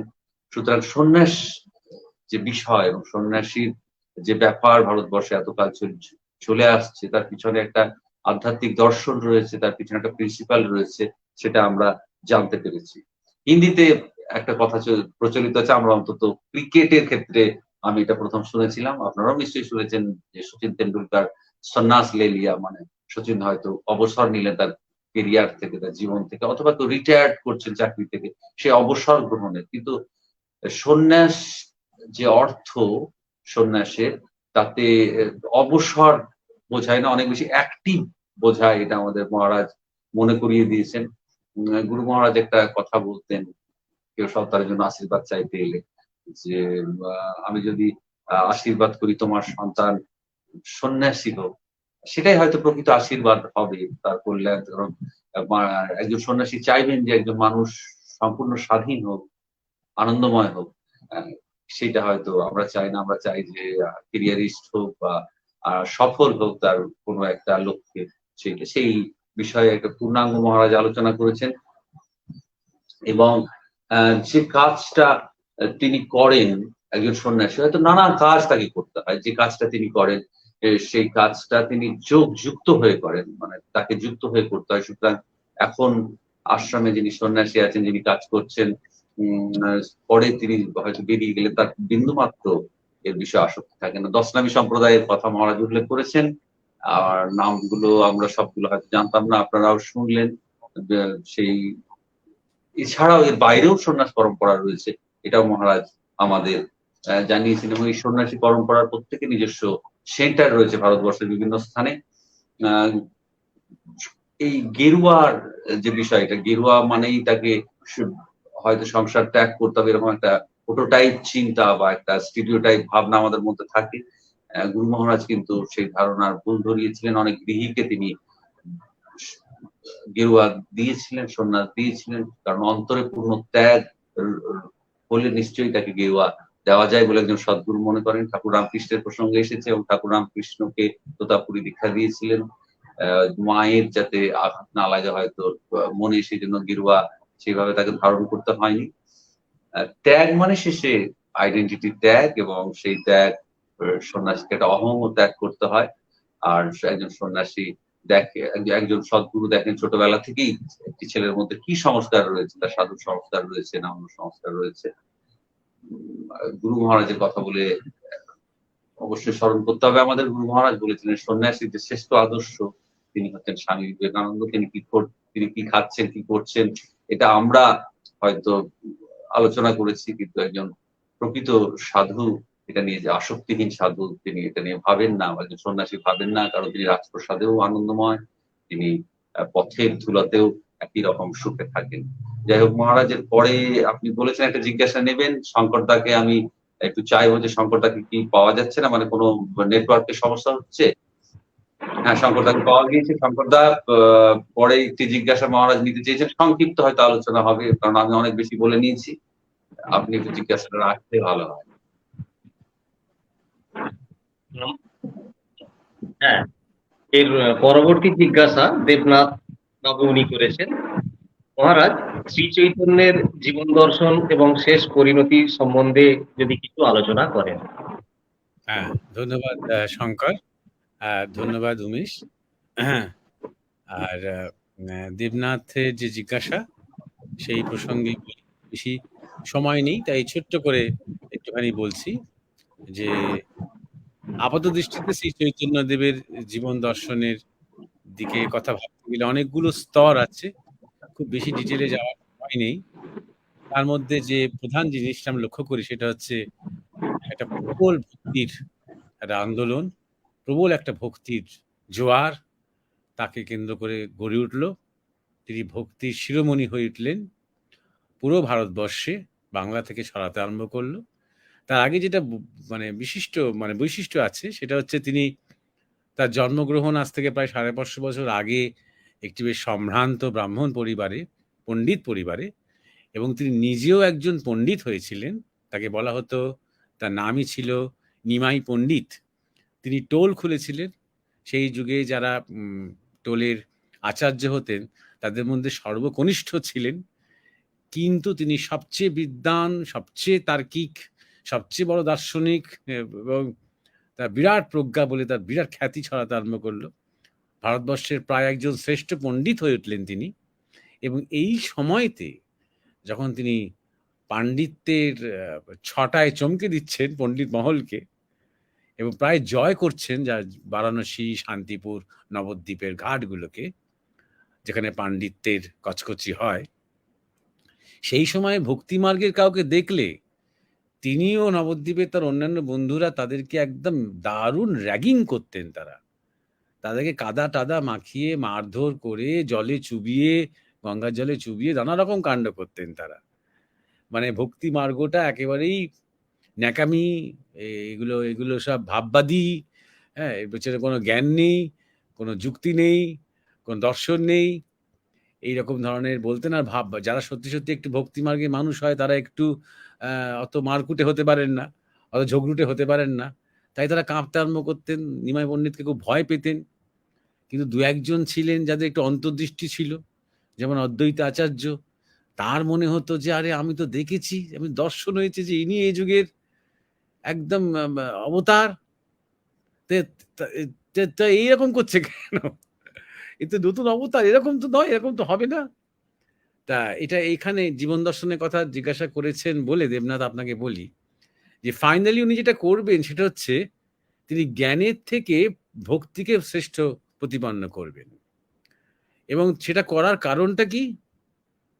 যে তখন হিন্দু ধর্মে যা কিছু বা ভারতবর্ষের ধর্মে যা কিছু ভালো, তা শুধু ওই জ্ঞান এবং ওই বেদ, উপনিষদ, শাস্ত্র, তর্ক, কিছু ব্রাহ্মণদের মধ্যে আটকে আছে, সাধারণ মানুষের সাথে কোনো কানেক্ট নেই। তাই ধর্ম হয়ে উঠছে খুব প্রাণহীন, শুষ্ক, নিরস, পাণ্ডিত্যের কচকচি, আর কিচ্ছু নয়। জ্ঞানযোগ খারাপ নয়, কিন্তু তখন ওই জ্ঞানযোগটা সবাই তো অধিকারী নয়।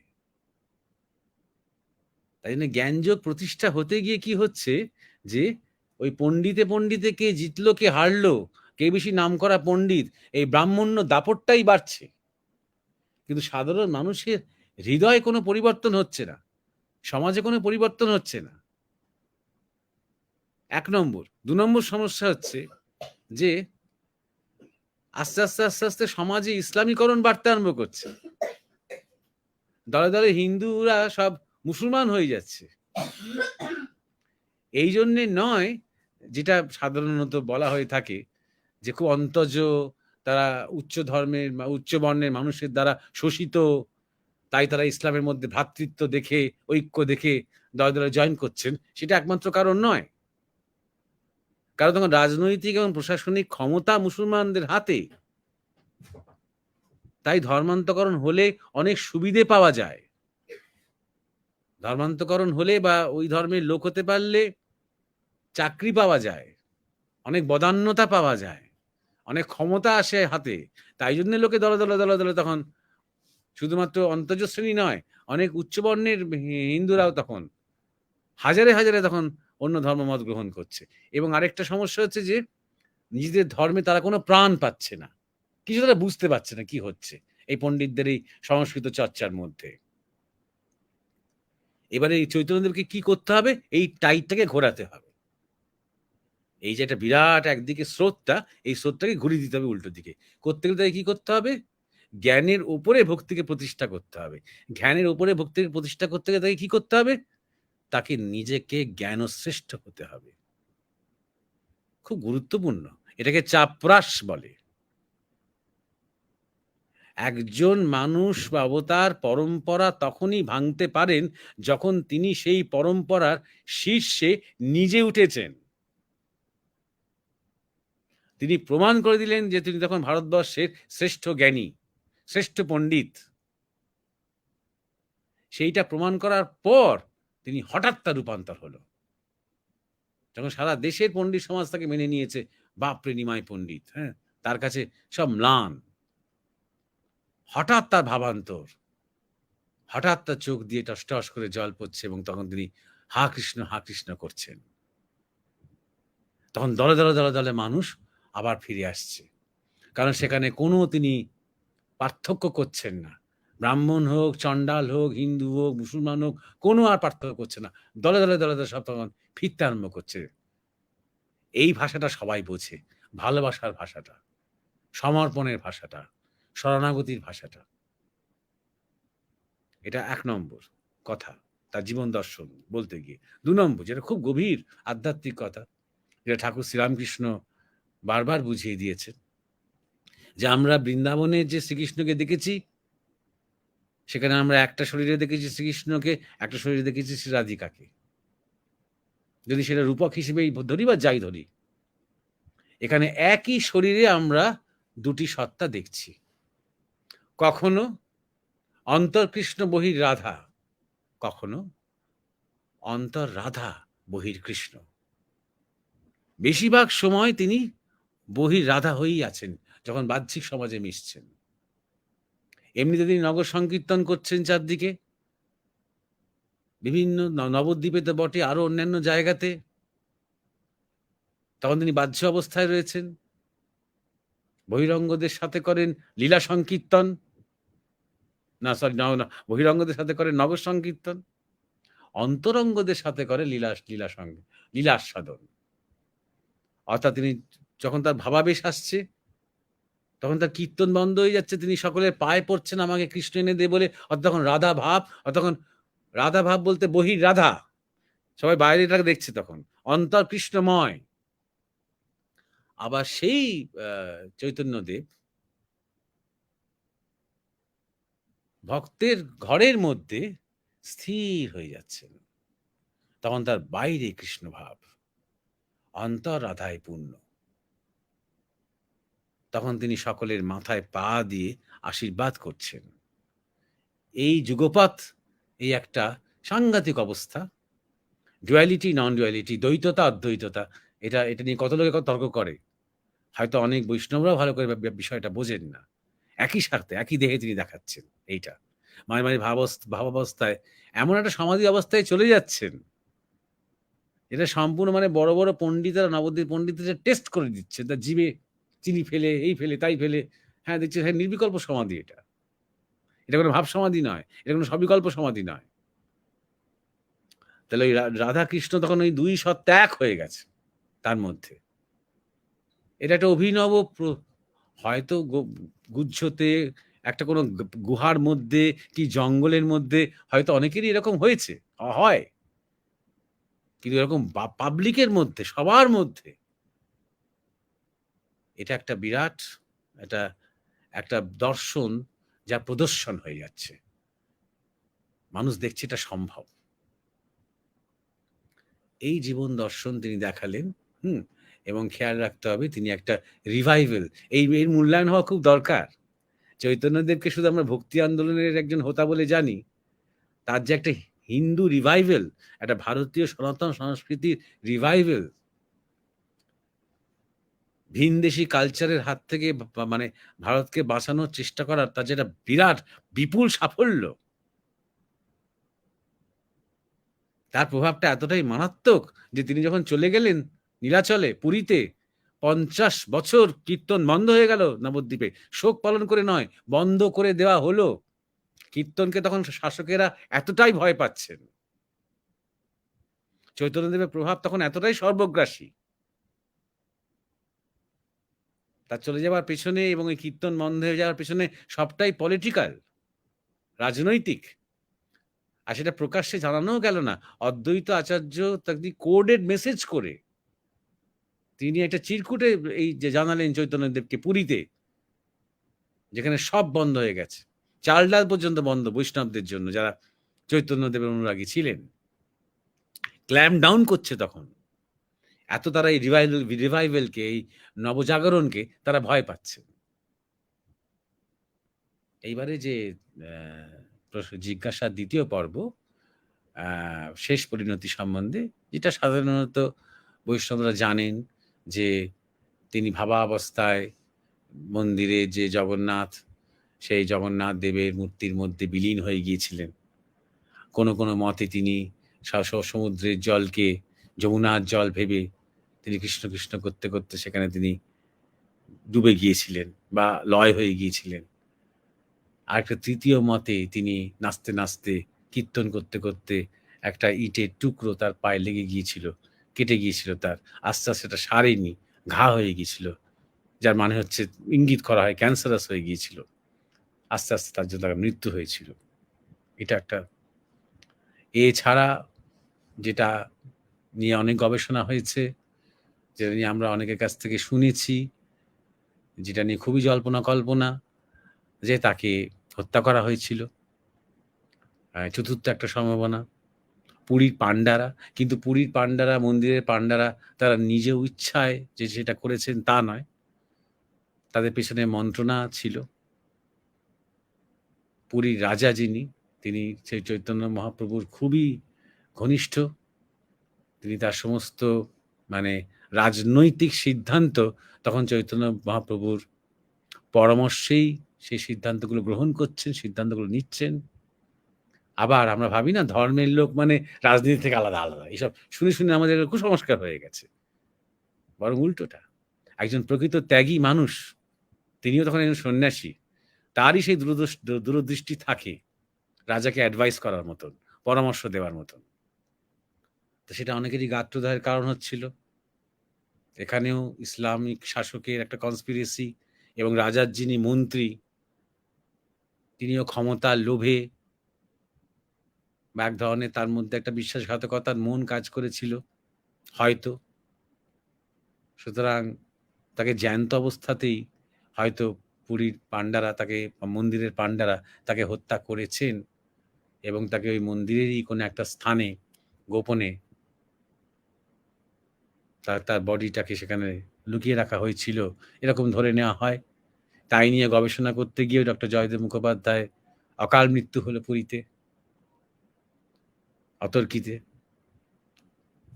এটা একটা থিওরি আছে, এবং এটার পক্ষে অনেক যুক্তিও আছে।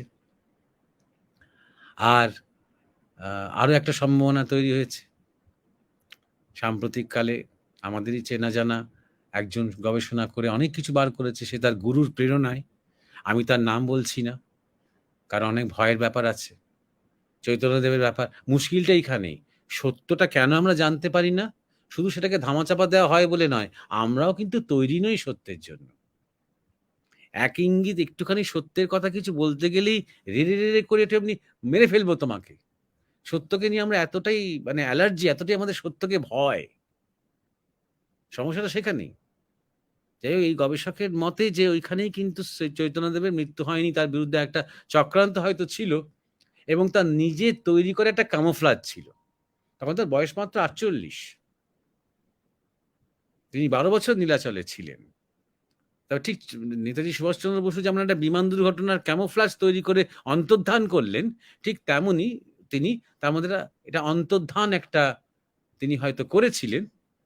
তারপর তিনি বিভিন্ন জায়গায় থেকেছেন, এবং তার অনেক প্রমাণ এই গবেষক বার করতে আরম্ভ করেছিলেন। কিন্তু ওই তথাকথিত অনেক মানে চৈতন্য মহাপ্রভুরই অনেক ভক্তদের কাছ থেকে এত থ্রেটনিং হতে আরম্ভ করলো যে আপাতত তার গবেষণা চলছে, কিন্তু সেগুলো প্রকাশ করা, সেগুলোকে নিয়ে লেখালেখি করা, প্রকাশ্যে পাবলিকের কাছে সেগুলো তাকে বন্ধ করতে হয়েছে। এখনো সময় হয়নি। সেটা একটা সম্ভাবনা যে তিনি আসাম কিংবা ত্রিপুরা কিংবা দক্ষিণ ভারত, ঝাড়খণ্ড, এরকম বিভিন্ন জায়গাতে, কারণ এটা তার ইচ্ছেও ছিল যে তিনি একটু অন্তরালে থেকে কাজ করবেন। যবে থেকে তিনি একটু বড় হতে আরম্ভ করেছেন, তবে থেকেই তিনি একটা লাইমলাইটের মধ্যে সবসময় থেকেছেন। অন্তরালে থেকে হয়তো অনেক বেশি কাজ করা যায়, সাধনার ক্ষেত্রেও, মানুষের জন্যেও, সমাজের জন্যেও। একটু হয়তো নীরবতা, নিঃসঙ্গতা, একটুখানি মৌনতা, একটুখানি অন্তর্মুখীনতার প্রয়োজন হয়। ক্রমাগত হাজার জনের সাথে উঠবোস করতে করতে মানুষের জন্য কাজ করা যায় না। মাঝে মাঝে একটু একটু একটা চারপাশে একটা ব্যূহ দরকার হয়, যার মধ্যে তিনি একটু ফিরে আসতে পারবেন। তাই সম্পূর্ণ একটা অন্য পরিচয় নিয়ে তিনি যে বিভিন্ন জায়গায় গিয়ে মানুষের মধ্যে কাজ করে থাকতে পারেন, এবং ওই ক্যামোফ্লাজ তৈরি করে দিয়ে যেন তাকে চলে যেতে হলো, মৃত্যুবরণ করতে হলো, একটা ক্যামোফ্লাজ তৈরি করে দিয়ে, এটা হয়তো অসম্ভব নয়। এবং সেটা তিনি একা করেননি, অনেকেরই সাহায্য তিনি নিয়েছিলেন বলে এই গবেষক অনুমান করেন। তা আমি তার অন্তর্ধান রহস্য নিয়ে মোটামুটি এইটুকুই বলার আছে। আজকের মতন আমরা আমাদের লিমিট পেরিয়েছি, সুতরাং আজকে আর জিজ্ঞাসা মীমাংসা করা বা আলোচনা করা সম্ভব নয়।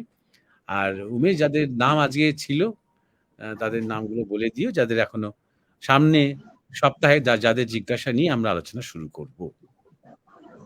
হ্যাঁ মহারাজ, মহারাজকে প্রণাম জানাই। আপনারা যারা ইন্ডিয়ান মংস ফেসবুক পেজে এতক্ষণ এবং মরমে স্পিরিচুয়াল সোসাইটি ইউটিউব চ্যানেলে এতক্ষণ ধরে মহারাজের সৎসঙ্গ শুনলেন, আপনাদেরকেও শুভেচ্ছা জানাই। দুজনের জিজ্ঞাসা আজকে নেওয়া যায়নি, তারা হলেন পারমিতা এবং বিষ্ণুপদশীল। আপনাদের জিজ্ঞাসা নিশ্চয়ই পরে নেওয়া হবে। মাত্র 2-3 সপ্তাহ বন্ধ ছিল। ইন্ডিয়ান মংসের মহারাজের আলোচনা সরাসরি সম্প্রচার আবার শুরু হয়েছে, এটা খুব আনন্দের বিষয়। আমরা মহারাজকে পেতে চাই। আপনারা শেষ যে আলোচনা মহারাজের শুনলেন সেটা চৈতন্যদেবকে নিয়ে, আরো পূর্ণাঙ্গ আলোচনা মহারাজ চৈতন্যদেবকে নিয়ে নিশ্চয়ই করতে পারতেন, কিন্তু সময় অভাব রয়েছে, এটা আপনারা বুঝতে পারছেন যে সেই সময় আজকে নেই। তো নিশ্চয়ই পরে হবে। আর সকলে যুক্ত থাকবেন। শঙ্করদাকে দেখতে পেলাম না, শঙ্করদাকে শুভেচ্ছা জানাই। মহারাজকে প্রণাম জানিয়ে আজকের অনুষ্ঠানের ইতি ঘোষণা করছি।